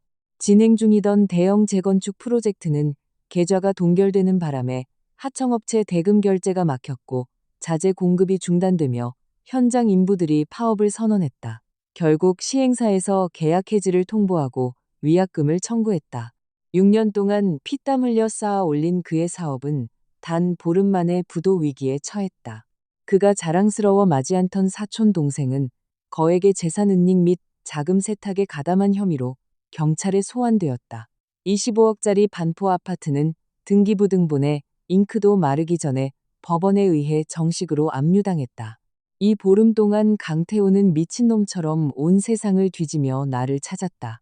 내가 예전에 살던 오피스텔에 죽치고 있었고 우리 부모님 옛집까지 쳐들어가 행패를 부렸다. 심지어 해외에 있는 내 친척들에게까지 수소문했다. 하지만 그는 나를 찾을 수 없었다. 왜냐하면 나는 그의 회사 건물, 바로 길 건너편에 있는 5성급 레지던스 스위트룸에 머물고 있었으니까. 매일 통유리창 너머로 아메리카노를 마시며 그가 목 잘린 닭처럼 회사 앞에서 쩔쩔매는 꼴을 직관했다. 그 잘나고 오만하던 자태가 현실의 팩트 폭격을 맞고 깎여나가 수염도 깎지 못하고 핏발선 눈으로 뛰어다니는 찌질이로 전락하는 과정을 낱낱이 지켜보았다. 이제 막타를 칠 때가 됐다. 이날 오후 박 변호사에게 전화가 왔다. 지아나, 강태호 상황이 완전히 막판이야. 회사에 떨어진 위약금이 감당 불가능한 수준이라 자금줄을 풀지 못하면 파산은 물론이고 쇠고랑을 차게 생겼어. 박성진의 목소리는 침착했다. 방금 저쪽 변호사한테서 연락이 왔어. 합의를 원한대. 나는 통유리창에 기대어 테헤란로를 꽉 메운 차들을 내려다보았다. 합의? 장난똥 때리나 보네요. 나는 비웃었다. 급한 모양이야. 지금 빚더미에 앉아서 어떻게든 돈을 빼서 회사를 살려보려고 발악하는 중이거든. 그래서 무조건 너랑 만나서 단판을 짓고 싶대. 좋아요. 나는 손에 쥔 모나미 펜을 딸깍거렸다. 시간이랑 장소는 그쪽이 정하라고 해요. 단, 조건이 하나 있어요. 이유라랑 시어머니, 그 두 여자도 무조건 그 자리에 끌고 나오라고 하세요. 알았어. 완벽하게 세팅해 놓을게. 만남의 장소는 아주 프라이빗한 룸이 있는 한정식 집이었다. 지금 강태호가 예약할 수 있는 가장 고급스러운 장소의 마지노선이었다. 신용 불량과 고액 결제 차단에 걸려 파인다이닝엔 발도 못 들이밀 테니까. 나는 일부러 약속 시간보다 30분 늦게 도착했다. 룸 문을 밀고 들어서는 순간 안에 세 사람이 동시에 고개를 깸돌렸다. 방 안의 공기는 짓누르듯 답답하고 숨 막힐 지경이었다. 강태호는 테이블 한가운데 앉아 있었다. 눈동자는 실핏줄이 터져 시뻘겋고 머리카락은 떡이 져서 엉망이었다. 평소에 애지중지하던 톰포드 수트는 구김이 잔뜩 가 있었고 정체 모를 얼룩까지 묻어 있었다. 시어머니는 그 옆에 앉아 있었는데 며칠 전에 그 아나무인 도끼 품은 얼굴은 온데간데 없고 흑빛이 되어 있었다. 마치 10년은 폭삭 늙어버린 것 같았다. 이유라는 구석에 찌그러져 배를 끌어안은 채 나와는 눈을 마주치지도 못하고 덜덜 떨고 있었다. 머리부터 발끝까지 완벽하게 세팅하고 걸어 들어오는 나를 보자 강태호가 용수철처럼 자리를 박차고 일어났다. 동작이 얼마나 거칠었는지 앞에 놓인 물잔을 엎질러 테이블을 적셨지만 그는 아랑곳하지 않았다. 그는 나를 찢어 죽일 듯 노려보았다. 광기 어린 분노 속에는 깊은 공포와 처절한 애원이 뒤섞여 있었다. 서지한, 너 도대체 나한테 왜 이러는 건데? 그의 목소리는 갈라져서 쇳소리가 났다. 내 회사 박살내고 통장 다 묶어버리고 이제 속이 시원해. 나는 여유롭게 그 맞은편 빈자리에 앉아 선글라스를 벗었다. 사람한테 부탁할 때 태도가 그게 뭐야. 나는 의자 등받이에 기대며 나지막하게 말했다. 목소리는 크지 않았지만 방 안에 있던 세 사람이 동시에 어깨를 움츠렸다. 너 이 자식아. 강태호가 핏대를 세우며 내게 달려들려 했지만 시어머니가 사색이 되어 그를 필사적으로 끌어안았다. 태호야, 참아. 제발 좀 참아. 시어머니는 목소리를 꾹 눌러 속삭이더니 나를 향해 고개를 돌려 우는 건지 웃는 건지 모를 끔찍하게 비굴한 미소를 쥐어짜냈다. 지아나, 애미가 다 잘못했다. 내가 노망이 나서 그래. 네가 어른스럽게 마음 넓게 이해해다오. 응? 그 돈이랑 집 네가 한 번만 소 취하해주면 우리 예전처럼 오순도순 잘 살 수 있잖니. 그렇지? 예전처럼 잘 살아? 나를 쥐잡듯 잡고 식모 부리듯 하던 이 늙은 여우가 꼬리를 흔들며 구걸하는 개새끼처럼 내 앞에서 알랑방귀를 뀌는 꼴을 보니 구역질이 치밀어 올랐다. 나는 시선을 돌려 구석에 웅크린 이유라를 보았다. 이 비서는 할 말 없어? 이유라는 소스라치게 놀라며 배를 감싸 안은 팔에 더 힘을 주었다. 그녀는 눈물 콧물로 얼룩진 얼굴을 들었다. 그녀는 타랑 패면 사모님, 100번 1000번 제가 죽일년이에요. 두 분 사이에 끼어드는 게 아니었는데 제발 태호 오빠 한 번만 살려주세요. 지금 오빠 진짜 벼랑 끝에 서 있어요. 이 아이 아빠 없이 키울 순 없잖아요. 나는 각자의 욕망과 공포에 찌든 세 사람을 차갑게 훑어보고는 명품백에서 서류 한 뭉치를 꺼내 테이블 위에 탁 소리가 나게 올려두었다. 감성파리는 뇌절 그만하고. 나 오늘 너희들 징징대는 소리 들으러 온 거 아니야. 고소 취하하고 가압류 풀어주는 거? 가능해. 나는 서류를 손가락으로 톡톡 쳤다. 이건 재산 포기 각서 및 유책 배우자 인정서야. 강태호의 얼굴에서 남은 핏기마저 싹 가시는 것을 보며 나는 또박또박 읊었다. 첫째, 혼인 파탄의 귀책 사유가 전적으로 너에게 있으며 고의로 부부 재산을 은닉하고 빼돌렸음을 인정할 것. 둘째, 네가 은닉한 재산, 현재 명의의 모든 부동산, 차량, 회사 지분까지 전부 다 내게 넘기고 넌 완벽하게 빤스 한 장만 입고 나갈 것. 미쳤어? 강태호가 꼬리를 밟힌 짐승처럼 울부짖었다. 이건 협박이야. 날 맨몸으로 쫓아내는 것도 모자라서 내 평생의 피땀을 다 뺏어가겠다고? 절대 안 돼. 그래? 그럼 할 수 없고 법정에서 보자. 나는 미련 없이 자리에서 일어났다. 아, 참고로 팩트체크 좀 해주자면 수십억대 세금 계산서 허위 발급이랑 탈세 혐의. 그거 빼박 징역형인 거 알지? 징역형. 그 세 글자의 강태호는 등뼈가 뽑힌 사람처럼 털썩 의자에 주저앉았다. 내가 문고리를 잡으려 몸을 돌렸을 때 등 뒤에서 쿵 하는 둔탁한 소리가 났다.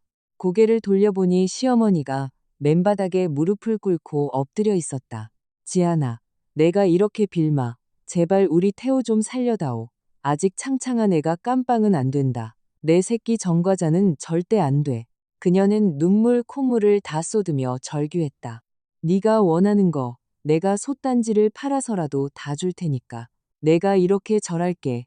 그러더니 대리석 바닥에 쿵쿵 이마를 쬐기 시작했다. 그 난장판 한가운데서 내 스마트폰이 징 울렸다. 발신자는 박성진 변호사. 전화를 받자 수화기 너머에서 들려온 소식에 내 입가의 미소는 더 짙어졌다. 지아나. 박성진의 목소리에 미묘한 희열이 일었다. 그 산부인과 초음파 기록. 우리가 뒤를 캤거든. 말씀하세요. 그 뱃속의 애, 강태호 친자 아니야. 나는 스마트폰을 준 채 바닥에서 절을 하고 있는 시어머니를 지나쳐 구석에서 사색이 되어 덜덜 떨고 있는 이유라에게 시선을 꽂았다. 루마는 죽은 듯이 고요해졌고 억지로 쥐어짜내는 시어머니의 훌쩍거리는 소리만 귓전을 맴돌았다. 수화기 너머의 박 변호사의 목소리는 크지 않았지만 이 순간 어떤 벼락보다도 고막을 찢을 듯 선명하게 울렸다. 강태호 친자가 아니다. 그 문장이 내 머릿속을 한 바퀴 휘감더니 억누를 수 없는 차가운 비웃음이 되어 내 입 밖으로 터져나왔다. 나는 전화를 끊고 폰을 테이블 위에 툭 던졌다. 가벼운 파여름에 무릎을 꿇고 있던 시어머니가 어깨를 흠칫 떨며 가짜 눈물마저 멈췄다.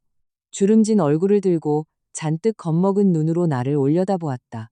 어머니, 헐리우드 액션은 이제 그쯤 하시죠. 바닥도 찬데 무릎 관절 상하시면 제가 도수 치료비 대드릴 돈은 없거든요. 나는 의자 등받이에 여유롭게 기대앉아 그녀를 지나쳐 구석에 몸을 잔뜩 웅크린 이유라에게 시선을 돌렸다. 내 시선을 받은 이유라는 흠칫 놀라며 조건반사적으로 임신한 배를 양팔로 꽉 끌어안았다. 입술이 파르르 떨리고 있었다. 지아나, 애미 진심이다. 네가 소송만 취하해주면 앞으로 널 내 친딸, 아니 내 상전으로 모시고 살게. 유라 저것 뱃속에 있는 애 태어나면 네가 엄마 해라. 전혀는 이 집안 문턱도 못 밟게 쫓아낼 테니까. 시어머니는 내가 밀당을 하고 있다고 생각했는지 무릎걸음으로 다가와 내 스커트 자락을 잡으려 손을 뻗었다. 나는 바퀴벌레라도 본 듯 한 발짝 뒤로 물러서서 금반지로 치장된 그 손을 피했다. 됐습니다. 나는 주름살이 자글자글한 시어머니의 얼굴을 내려다보며 아주 사소한 일상 이야기를 하듯 가볍게 내뱉었다. 저는 남의 새끼 친엄마 노릇할 오지랖은 없어서요. 게다가 제가 하고 싶다 쳐도 진짜 친아빠가 가만히 있겠어요. 그 말이 떨어지자마자 방 안의 기압이 순식간에 영하로 곤두박질 쳤다. 초점 없이 허공을 떠돌던 강태호의 시선이 돌아와 나에게 꽂혔다. 관자놀이의 핏대가 툭툭 튀어올랐다. 무슨 개소리야. 글자 그대로야. 나는 폰을 집어들고 박 변호사가 방금 보내온 PDF 파일 하나를 카톡으로 강태호에게 바로 전송했다. 카톡. 적막한 방안을 울리는 그 경쾌한 알림음은 마치 저승사자의 부름 같았다. 강태호의 손이 덜덜 떨렸다. 그는 테이블 위에서 화면이 밝아진 자신의 폰을 내려다보았지만 선뜻 손을 뻗지 못했다. 그는 테이블 위에서 폰을 마나 목젖이 위아래로 요동쳤고 분노로 붉게 달아올랐던 얼굴에서 핏기가 썰물처럼 빠져나갔다. 소장님, 왜 안 봐? 자기 정자 활동성에 그렇게 자신이 넘쳐. 아니면 팩트 체크할 깡이 없는 건가? 나는 식어 빠진 물잔을 들어 한 모금 축였다. 강태호는 이를 바득바득 갈며 미친 듯이 폰을 낚아챘다. 떨리는 손가락으로 파일을 열었다. 화면이 뜨는 순간 그의 동공이 사정없이 팽창했다. 그것은 서울 최고 권위의 유전자 검사기관에서 발급한 태아 비침습 친자 확인 검사 결과지 사본이었다. 박성진의 로펌 조사팀이 흥신소와 합법적인 증거 수집망을 총동원해 빼낸 결과물이었다. 결과란에는 아주 굵고 선명한 명조체로 이렇게 적혀 있었다. 친자 불일치. 보고서 아래에는 고화질 파파라치 컷 몇 장이 첨부되어 있었다. 이레즈미 문신을 칭칭 감고 노란 머리를 한 양아치와 팔짱을 낀 이유라가 영등포 낡은 모텔 입구로 다정하게 들어가는 사진이었다. 사진 오른쪽 아래 찍힌 타임스탬프는 정확히 2달 반 전을 가리키고 있었다. 그 시기는 강태호가 부산으로 장기 출장을 갔을 때였고 이유라가 몸살을 핑계로 연차를 내고 집에서 쉬겠다고 했던 바로 그 주간이었다.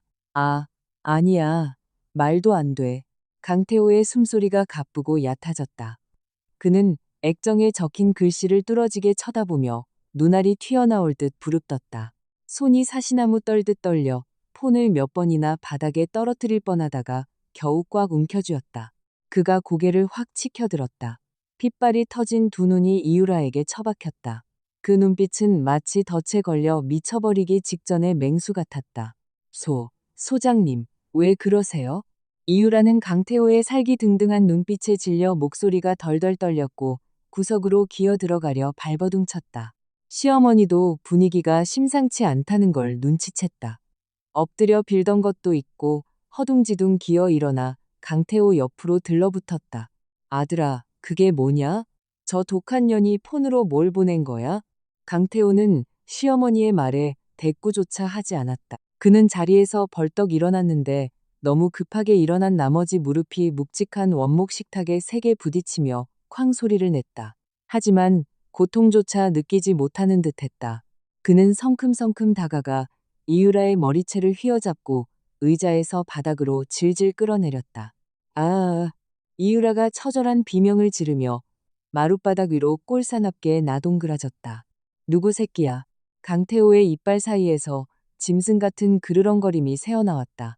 극도의 분노로 안면 근육이 뒤틀리고 틱 장애처럼 경련이 일었다. 유리창을 긁는 듯 찢어지는 쇳소리가 났다. 이 개자식 누구 새끼냐고 물었어. 그는 스마트폰 액정을 이유라의 얼굴에 지시기듯 들이밀었다.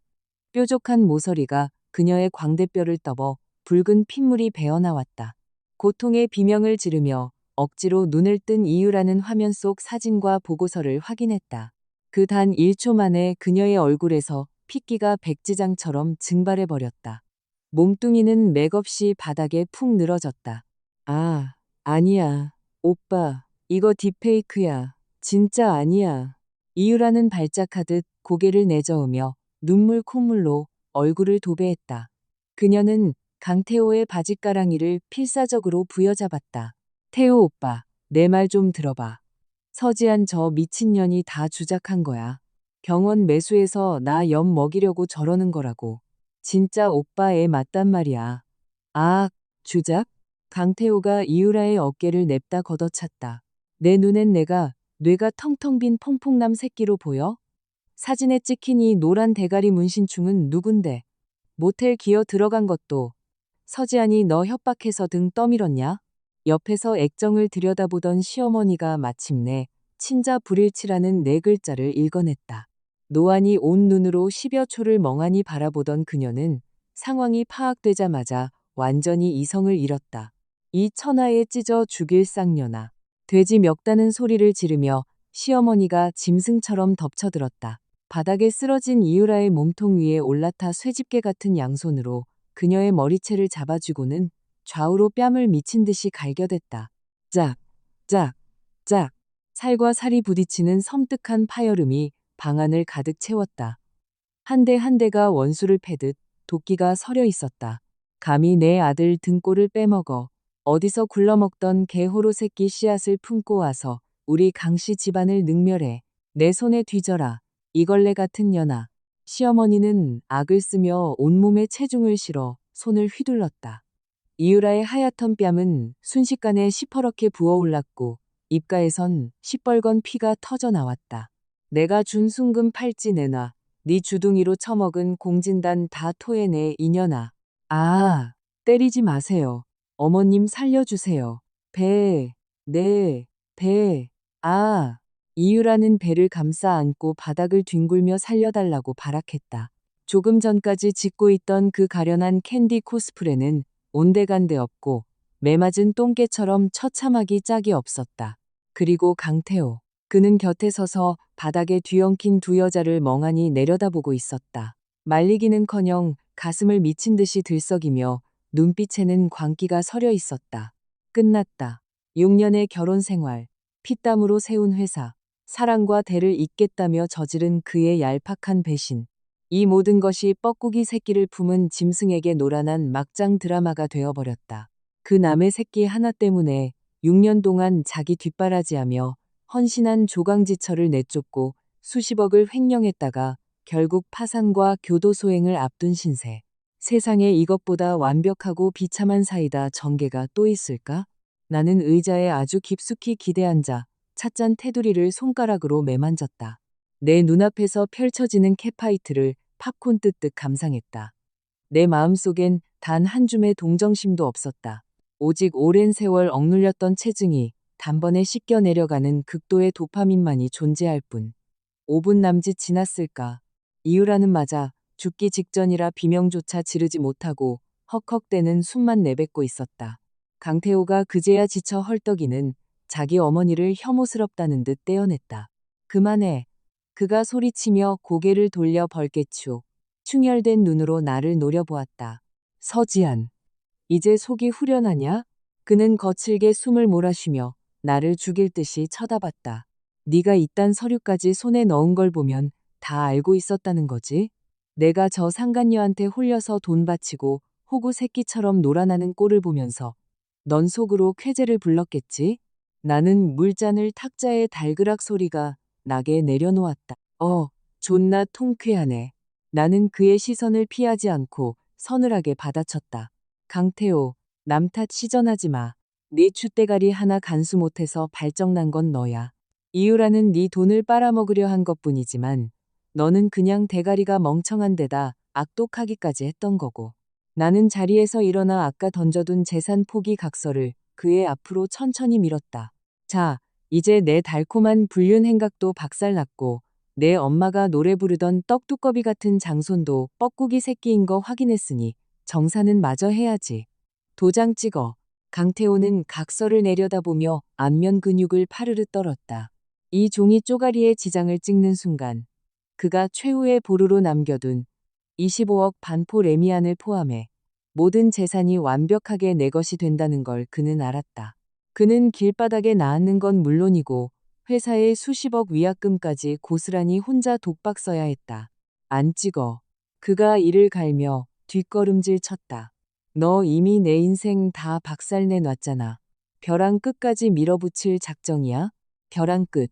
나는 헛웃음을 치며 백에서 두툼한 서류 뭉치를 꺼내 그의 얼굴에 정통으로 풀스윙을 날렸다. 파바박. 흩날린 종이들이 눈송이처럼 바닥으로 쏟아져 내렸다. 네가 내 뒤통수 치고 법인 자금 횡령할 때 넌 나를 벼랑 끝으로 안 밀었어? 꼴랑 위자료 5천만 원 쥐어주고 나를 길바닥에 맨몸으로 쫓아내려고 이혼 서류에 서명하라고 가스라이팅 할 때 넌 나를 벼랑 끝으로 안 밀었냐고. 네 엄마가 친척들 다 보는 앞에서 내가 끓인 백숙을 음식물 쓰레기통에 처박고 당장 꺼지라고 패악질 부릴 때 너희들은 나를 벼랑 끝으로 안 밀었어? 내 목소리는 크지 않았지만 단어 하나하나가 시퍼런 칼날처럼 허공을 갈랐다. 강태호는 흩날리는 서류 뭉치에 맞은 채 눈을 질끈 감고 휘청거렸다. 도장 찍기 싫으면 찍지 마. 나는 깊게 숨을 들이마시며 감정을 누겼다. 오늘 오후 이 시 정각에 국세청이랑 경제범죄수사대 수사관들이 네 회사 장부 깔어 들어갈 거야. 5억이 넘는 페이퍼 컴퍼니 세금 계산서 발행에 고의적인 부부재산 은닉까지. 강태호, 이게 무슨 뜻인지 알지? 기본 징역 5년 시작이야. 경제범죄수사대와 징역 5년이라는 말에 바닥에 주저앉아 있던 시어머니가 다시 기겁을 하며 발작했다. 그녀가 득달같이 달려들어 강태호의 팔뚝을 꽉 움켜쥐었다. 손톱이 그의 살을 파고들었다. 아들아, 지장 찍어. 당장 서명해. 돈이야 까짓것 노가다를 뛰어서라도 벌면 되지. 너 깜빵 가면 안 돼. 빨간 줄 그이면 네 인생 끝장나는 거야. 노파가 그를 미친 듯이 흔들어대며 눈알이 튀어나올 듯 악을 썼다. 강태호는 영혼이 털린 NPC처럼 바닥에 널브러진 이유라를 한번 보고 울고불고 매달리는 제 어미를 보더니 마지막으로 각서에 시선을 떨궜다. 그가 덜덜 떨리는 손으로 테이블에 펜을 집어들었다. 펜촉이 종이에 닿는 순간 손의 경련을 주체하지 못해 검은 선들이 삐뚤빼뚤 그어졌다. 결국 그는 왼손으로 오른손목을 꽉 누른 채 이를 악물고 펜을 꾹꾹 눌러 재산 포기 각서에 자신의 이름을 적고 인주를 묻혀 지장을 찍었다. 마지막 도장을 찍자마자 펜이 달그락 소리를 내며 떨어졌다. 그는 진흙탕에 처박힌 쓰레기처럼 의자에 허물어지며 멘탈이 나간 눈으로 중얼거렸다. 찍었어. 다 줬어. 극도의 절망이 담긴 목소리였다. 돈, 집, 회사, 싹 다 너 가져. 고소 취하하고 수사대 애들 철수시켜. 나는 다가가 그 각서를 조심스럽게 집어들고 서명과 지장을 꼼꼼히 확인했다. 완벽했다. 서류를 에르메스 백 안주머니에 소중히 넣고 지퍼를 채웠다. 가부장적인 태도로 나를 억압하던 이 남자를 이제 내가 위에서 굽어보았다. 강태호. 나는 그의 이름을 조용히 불렀다. 내 입가에 서린 미소는 얼음장처럼 차가웠다. 내가 경제범죄수사대 수사를 내 맘대로 멈출 수 있다고 누가 그래? 강태호가 번쩍 고개를 쳐들었다. 멍하던 눈빛 속에 믿을 수 없다는 듯한 공포가 번져갔다. 뭐라고? 조세 포탈은 친고죄가 아니야. 강 소장님. 고발장이 접수되고 빼박 증거가 확실해서 인지수사가 시작되면 나 같은 일개 시민이 멈춰달라고 해서 멈출 수 있는 게 아니라고. 나는 허리를 꼿꼿이 펴고 가을 트렌치코트 깃을 다듬었다. 내가 넘긴 증거가 워낙 완벽해서 벌써 영장치고 구속수사 절차 밟고 있을 텐데 내가 어떻게 되돌려? 헉! 강태호의 머릿속에서 무언가가 펑 하고 퓨즈가 끊어지는 소리가 났다. 두 눈이 찢어질 듯 커지고 입술이 미친 듯이 덜덜 떨렸다. 그가 경련하는 손가락으로 나를 가리켰다. 너 나를 낳고 도장 찍게 만든 거야? 이 독사 같은 년아. 애초에 날 살려둘 생각이 없었어. 그가 발작을 일으키듯 의자를 차고 일어나 내 가방을 뺏으려 맹수처럼 달려들었다. 나는 이미 예상하고 몸을 옆으로 틀며 손에 호신용 스프레이를 꽉 쥐었다. 바로 그 순간 쾅!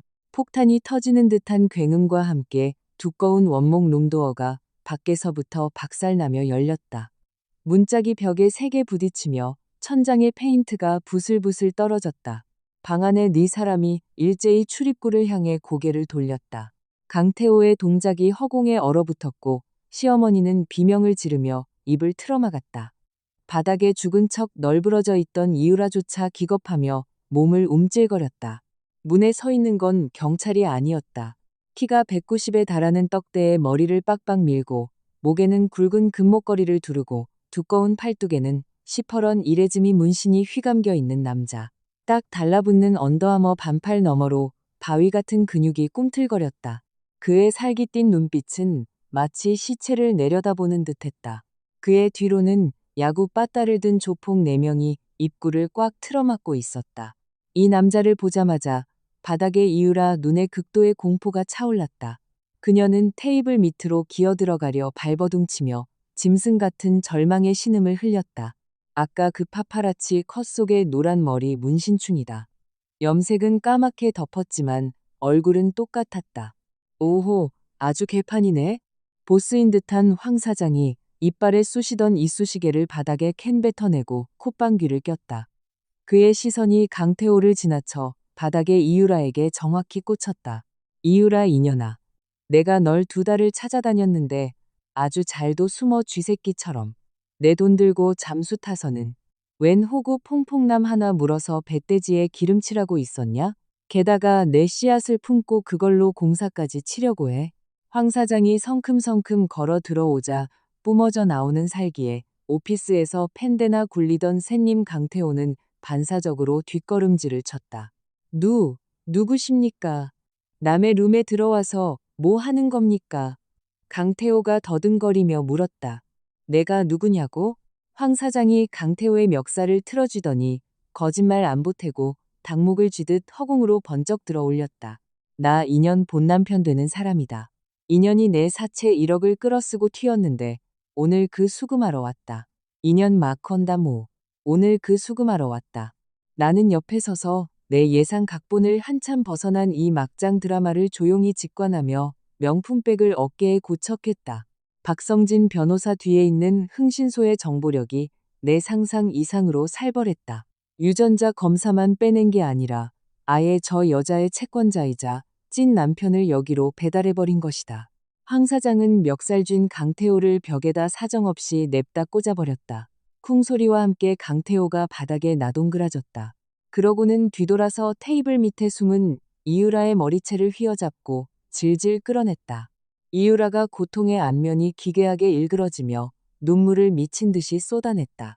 황 사장님, 황 오빠, 내가 잘못했어. 돈 갚을게. 저 남자 돈 엄청 많아. 소장님이야. 저 사람한테 받아. 저 새끼가 돈이 많아? 황 사장이 코웃음을 치며 주머니에서 구깃구깃한 법원 가압류 딱지 사본을 꺼내들었다. 저 새끼 명의로 된 거 오늘 아침에 싹 다 빨간 딱지 붙었어. 지금 내 사타구니에 낀 털보다 깨끗한 알거진데 저 새끼한테서 뭘 뜯어. 말이 채 끝나기도 전에 황 사장의 무자비한 풀스윙 따귀가 이유라의 뺨에 장렬했다. 부어있던 반쪽 뺨이 터지며 핏물이 튀었다. 돈 내놓을 데 없으면 내년이 몸 굴려서 갚아야지. 그 배돼지에 든 짐짝부터 치워버리고 템프로 룸살롱에서 뼈 빠지게 돈 벌게 해줄 테니까 일어나. 방안은 그야말로 아수라장이었다. 시어머니는 너무 놀라 바닥에 주저앉은 채 오줌을 지렸고 강태호는 가슴을 부여잡고 구역질을 해댔다. 이유라는 돼지처럼 멱다는 비명을 지르며 덩치들에게 양팔이 잡혀 질질 끌려나갔다. 나는 그 쓰레기들을 단 한 번도 뒤돌아보지 않고 미련 없이 룸 밖으로 걸어 나왔다. 복도로 나오자 창밖으로 따스한 가을 햇살이 쏟아지고 있었다. 스마트폰이 짧게 진동했다. 카톡이 아닌 일반 문자가 도착했다. 화면을 켜자 발신자 번호 표시 제한으로 온 문자였다. 내용은 단 한 줄이었다. 그 한 줄을 읽는 순간 내 얼굴에 감돌던 서늘한 미소가 순식간에 증발해버렸다. 동공이 미친 듯이 요동치고 호흡마저 완전히 덤어버렸다. 무의식적으로 손톱이 손바닥을 파고들었지만 아픔조차 느껴지지 않았다. 문자에는 이렇게 적혀 있었다.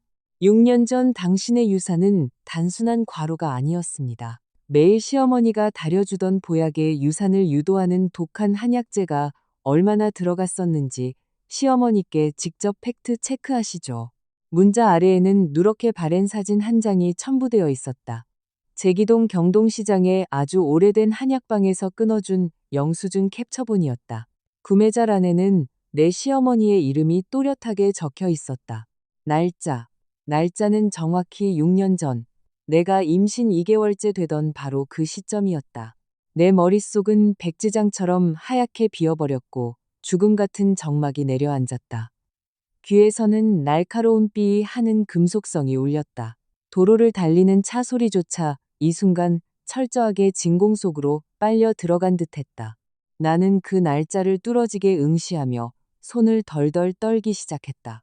6년 전, 나는 극도의 과로로 대학병원 응급실 침대에서 눈을 떴고 내 하반신은 끔찍한 선열로 붉게 물들어 있었다.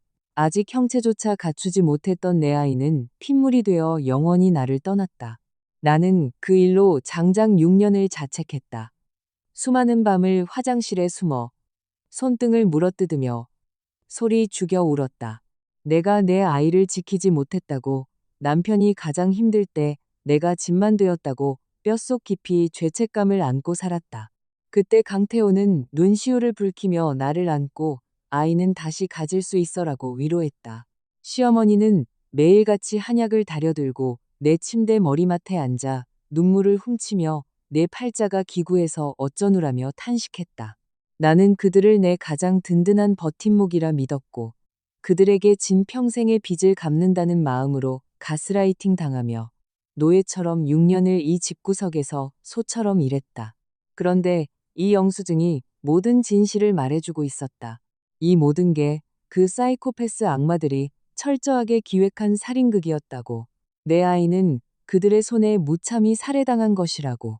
손톱이 손바닥 살을 깊게 파고들어 따뜻한 핏방울이 손가락 사이를 타고 내려와 하얀 타일 바닥으로 후둑후둑 떨어졌다. 하지만 나는 먼지 한 톨만큼의 통증도 느끼지 못했다. 가슴 속에서 폭발하는 이 지옥 같은 증오심은 휘발유를 들이부은 화염처럼 남은 이성 한 조각까지 모조리 태워버렸다. 나는 난 몸을 돌려 하이힐 굽을 쿵쿵 찍으며 아까 그 룸을 향해 성큼성큼 걸어갔다. 방문은 반쯤 부서진 채 열려 있었고 안에서는 시어머니의 찢어지는 곡소리가 들려오고 있었다. 태호야, 내 새끼야, 어떡하냐. 그 셋년이 네 돈을 다 뺏어갔으니 우리 이제 서울역에 나앉게 생겼어. 강태호는 의자에 널브러져 멘탈이 바사삭 부서진 허수아비처럼 천장만 멍하니 바라보고 있었다. 나는 문간으로 다가가 이미 부서져 너덜거리는 문짝을 온 힘을 다해 냅다 걷어찼다. 쾅! 굉음과 함께 문짝이 벽에 부딪히며 나무 파편이 사방으로 튀었다. 방 안의 모자는 활시 위에 놀란 새처럼 화들짝 놀라 고개를 들었다. 다시 돌아온 나를 본 강태호의 텅 빈 눈빛에 극도의 당혹감이 스쳤고 이내 동아줄이라도 잡으려는 듯 비틀거리며 내 쪽으로 다가왔다. 지안아, 너 마음 바뀐 거지? 나 용서해 주려고 온 거지? 그래, 네가 나한테 아직 미련이 남아있을 줄 알았어. 그는 감히 그 더러운 손을 뻗어 내 어깨를 잡으려 했다. 나는 망설임 없이 손을 치켜들어 온몸에 체중을 실어 풀스윙으로 그의 뺨을 후려쳤다. 짜! 뼈가 부서질 듯한 타격음에 강태호의 몸이 샌드백처럼 날아가 옆에 있던 의자를 박살내며 바닥에 짐승처럼 처박혔다. 그 구역질 나는 손으로 내 몸에 손대지 마. 내 목소리는 얼음칼처럼 차가웠고 이빨 사이로 한 글자씩 씹어 뱉었다. 시어머니는 눈알이 뒤집힐 듯 경악하며 기어와 강태호를 감싸 안았다. 서지안, 너 진짜 돌았어? 우리를 죽음으로 내몰아 놓고도 분이 안 풀려서 사람을 패? 아주 살인미수를 저지르려고 작정을 했구나. 나는 그 노파의 발악을 무시하고 한 걸음 다가가 위에서 그녀를 내려다보았다. 이토록 악독하고 끔찍한 할망구. 나는 스마트폰을 꺼내 한약방 영수증 사진을 띄워 그녀의 눈앞에 들이밀었다. 6년 전 11월 4일 경동시장 한약방. 내가 한 글자씩 입에 올릴 때마다 시어머니 얼굴에 핏기가 썰물처럼 빠져나갔다. 보름 내내 며느리 안태약이라며 내 입에 쑤셔 넣었던 그 한약 국물에 보약이 아니라 뭐가 들어갔었지? 나는 극도의 공포로 수축하는 그녀의 동공을 노려보았다. 증오심에 치가 떨려 목소리가 파르르 떨렸다. 나를 유산시키려고 그 지독한 낙태약들을 다 쏟아부었잖아. 내 손으로 네 친손자를 찢어 죽인 거라고. 노파의 몸이 전기 충격기에 감전된 것처럼 심하게 발작했다. 입술을 덜덜 떨며 아무 소리도 내지 못했다. 그녀는 액정을 귀신이라도 본 듯 쳐다보며 뒤로 물러서려 했지만 다리에 힘이 풀려 바닥을 질질 끌 뿐이었다. 나는 네가 무슨 개소리 하는지 모르겠다. 억지 부리지 마라. 이건 모함이야. 그녀는 눈을 피하며 극도의 패닉에 빠져 새된 소리를 질러댔다. 주작? 나는 광기 서린 눈으로 코웃음을 쳤다. 이 한약방 영감탱이 아직 살아있어. 카드 전표 서명은 네 친필이고. 지금 당장 이거 들고 서초경찰서 가서 살인미수랑 상해치사죄로 고발장 넣어줘. 경찰서라는 세 글자에 시어머니의 정신은 완전히 가루가 되었다. 평소 바닥을 구르며 행패 부리던 그 뻔뻔함은 온데간데였고 허물어지듯 바닥에 주저앉아 양손으로 머리를 쥐어뜯기 시작했다. 무당이 그랬어. 용한 무당이 그랬단 말이야. 아, 그녀는 갑자기 발작적으로 울부짖으며 앞뒤 안 맞는 헛소리를 짓거리기 시작했다. 그 애가 태어나면 빚쟁이 귀신이 붙어서 태호 앞길을 다 막는다고 했어. 그게 태어나면 우리 강씨 집안이 쫄딱 망한다고 점집 보살님이 그랬단 말이다. 내 호흡이 떠먹다. 거대한 오한마로 뒤통수를 쳐맞은 기분이었다. 빚쟁이 귀신, 앞길을 막아? 무당년의 그 사이비 같은 새치여 때문에 내 뱃속에 있던 생명을 자기 손으로 독살했다고? 얼마나 끔찍하고 황당한 막장극인가. 나도 다 이 집안 잘 되라고 그런 거야. 그때 태호가 막 창업해서 집에 들어오지도 못하고 밤낮으로 야근할 땐데 네가 덜컥 애를 낳으면 누가 독박 육아하고 태호 뒷바라지는 누가 하냐고. 시어머니는 바닥을 주먹으로 치며 통곡했다. 마치 자신이 세상에서 제일 억울한 피해자인 것처럼. 애는 지우면 그만이지 대수냐. 내가 지 엄마인데 설마 내 새끼 될될 일하겠어? 그 구역질 나는 변명을 듣고 있자니 위장이 뒤집히며 토악질이 나올 것 같았다. 나는 천천히 고개를 돌려 바닥에 처박힌 채 아무 말도 하지 않는 강태호를 바라보았다. 그는 이 끔찍한 진실 앞에서도 놀라지도 분노하지도 심지어 고개를 들어 나를 쳐다보지도 않았다. 그저 고개를 푹 숙인 채 두 손으로 마룻바닥만 미친 듯이 긁어대고 있었다. 소름 끼치는 팩트가 벼락처럼 내 뇌리를 관통했다. 강태호. 나는 그에게 다가가 구두코로 그의 무릎을 툭 쳤다. 너 처음부터 다 알고 있었지. 강태호의 몸이 딱딱하게 굳었지만 입을 열지 않았다. 모든 위장이 산산조각 나는 순간이었다. 말해. 나는 허리를 굽혀 그의 멱살을 틀어쥐고 바닥에서 짐승 끌어올리듯 들어 올렸다. 너 알고 있었어. 내 어미가 사약 같은 약을 나한테 먹이는 걸 보면서도 방관했고 내가 응급실에서 피를 쏟으며 죽어갈 때도 넌 입을 닫았어. 내가 6년 동안 죽은 아이를 그리워하며 우울증 약을 먹고 매일 밤 눈물로 지새우는 걸 보면서도 넌 다 알고 있었다고. 눈시울이 터질 듯 핏발이 섰지만 나는 절대 눈물을 흘리지 않았다. 붉게 충혈된 눈으로 그를 찢어 죽일 듯 노려보았다. 강태호, 내 심장은 소시오패스니? 그 아이 내 친자식이었어.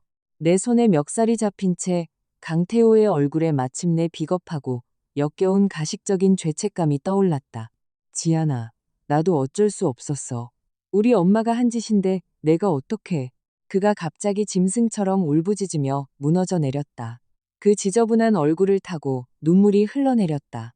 그때 회사는 부도 직전이었어. 임산부랑 피덩이 케어할 여력 같은 거 요만큼도 없었다고. 엄마 말이 맞았어. 그때 애를 낳았으면 우리 가족 다 한강 가야 했을 거야. 그는 이 순간에도 자신을 실드칠 그럴싸한 핑계를 찾고 있었다. 게다가 내가 그 뒤로 너한테 보상 다 해줬잖아. 내가 뼈 빠지게 돈 벌어서 네 손에 블랙카드 쥐어주고 널 사모님처럼 모신다고 맹세했잖아. 다시는 애 얘기 꺼내지도 않고 내가 평생 속죄하면서 살려고 했다고. 보상, 속죄? 매달 구걸하듯 받아내던 생활비 100만 원 쪼가리가 보상이었나? 상간녀를 집에 끌어들여 안방을 내준 게 속죄였나? 회사 돈 수십억을 횡령하고 나를 길바닥에 알거지로 내쫓으려 한 게 속죄였냐고. 그의 주둥이에서 나오는 말들은 세상에서 가장 역겹고 소름 끼치는 개소리였다. 나는 눈물 콧물을 흘리며 발악하는 이 수컷을 물끄러미 바라보았다. 이런 인간도 아닌 끔찍하고 이기적인 악마 새끼와 같은 침대를 쓰며 6년의 청춘을 바쳤다니. 나는 쥐고 있던 멱살을 툭 놔버렸다. 강태호는 슬라임처럼 다시 바닥으로 주저앉았다. 명품백에서 물티슈를 꺼내 그를 잡았던 내 손가락 마디마디를 병적으로 깨끗하게 닦아냈다. 그러고는 구겨진 티슈를 그의 얼굴에 쓰레기 버리듯 던져버렸다.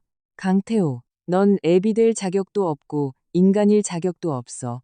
나는 허리를 꼿꼿이 세웠다. 정수리부터 발끝까지 칼날처럼 곧게 뻗어 이 벌레 같은 모자를 오만하게 내려다보았다. 각서에 도장 찍었다고 내가 널 봐줄 줄 알았어? 동공이 찢어질 듯 커진 그를 향해 차갑게 선고를 내렸다. 내가 여기 들어오기 직전에 회사 이중장부 원본이랑 재산 빼돌리려고 모의했던 너희들 녹음 파일 원본 전부 경찰청 경제범죄 수사대에 다이렉트로 꽂았어. 나는 애플워치를 내려다보았다. 시접 바늘이 정확히 오후 2시를 가리키고 있었다. 타이밍 참 오지네. 슬슬 발렛 파킹장 밑에 도착했을 시간인데 내 말이 떨어지기가 무섭게 복도 밖에서 시끄러운 구둣발 소리가 쏟아져 들어오기 시작했다.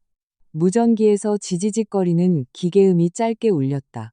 강태호의 얼굴은 시체보다 더 새하얀 쿨톤이 되었다.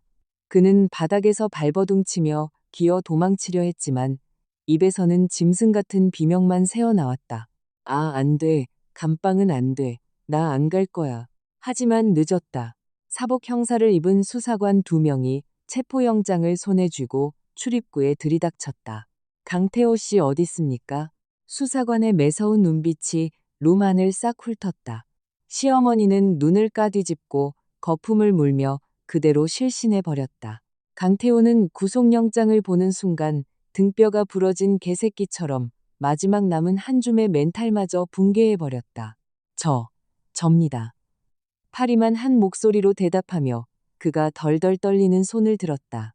은빛 수갑이 철컥하는 소리와 함께 그의 손목을 무자비하게 옥죄었다. 수사관 2명이 양쪽에서 그를 짐짝처럼 잡아 끌고 나갔다. 문간을 나서던 강태호가 문득 발걸음을 멈췄다.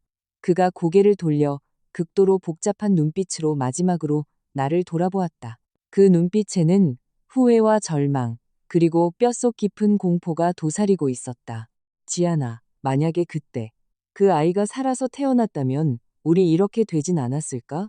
그 찌질하고 비참한 꼴을 보며 내 마음엔 일말의 동정심조차 잃지 않았다.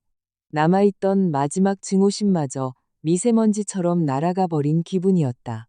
그저 이 남자가 한없이 가련하고 우스울 뿐이었다. 틀렸어, 강태호. 나는 아주 고요한 눈으로 그를 바라보았다. 뿌리부터 썩은 나무는 비바람이 없어도 언젠가 안에서부터 썩어 문드러져 무너지는 법이야. 나는 미련 없이 고개를 돌렸다. 데려가세요. 본인 명의 자산은 이미 법원에서 가압류 걸어놨습니다. 남은 인생은 쇠창살 안에서 콩밥 먹으면서 평안하시길. 등 뒤로 수갑 소리와 발소리가 점차 멀어져 갔다. 룸 안에는 의식을 잃고 쓰러진 시어머니 노파 혼자만이 쓰레기처럼 버려져 있었다. 나는 백을 고쳐들고 노파에게는 눈길조차 주지 않은 채 한정식 집을 나섰다. 밖으로 나오니 가을바람이 더없이 상쾌했다. 눈부신 햇살이 내 얼굴 위로 선크림 없이 쏟아져 내렸다. 따뜻했다.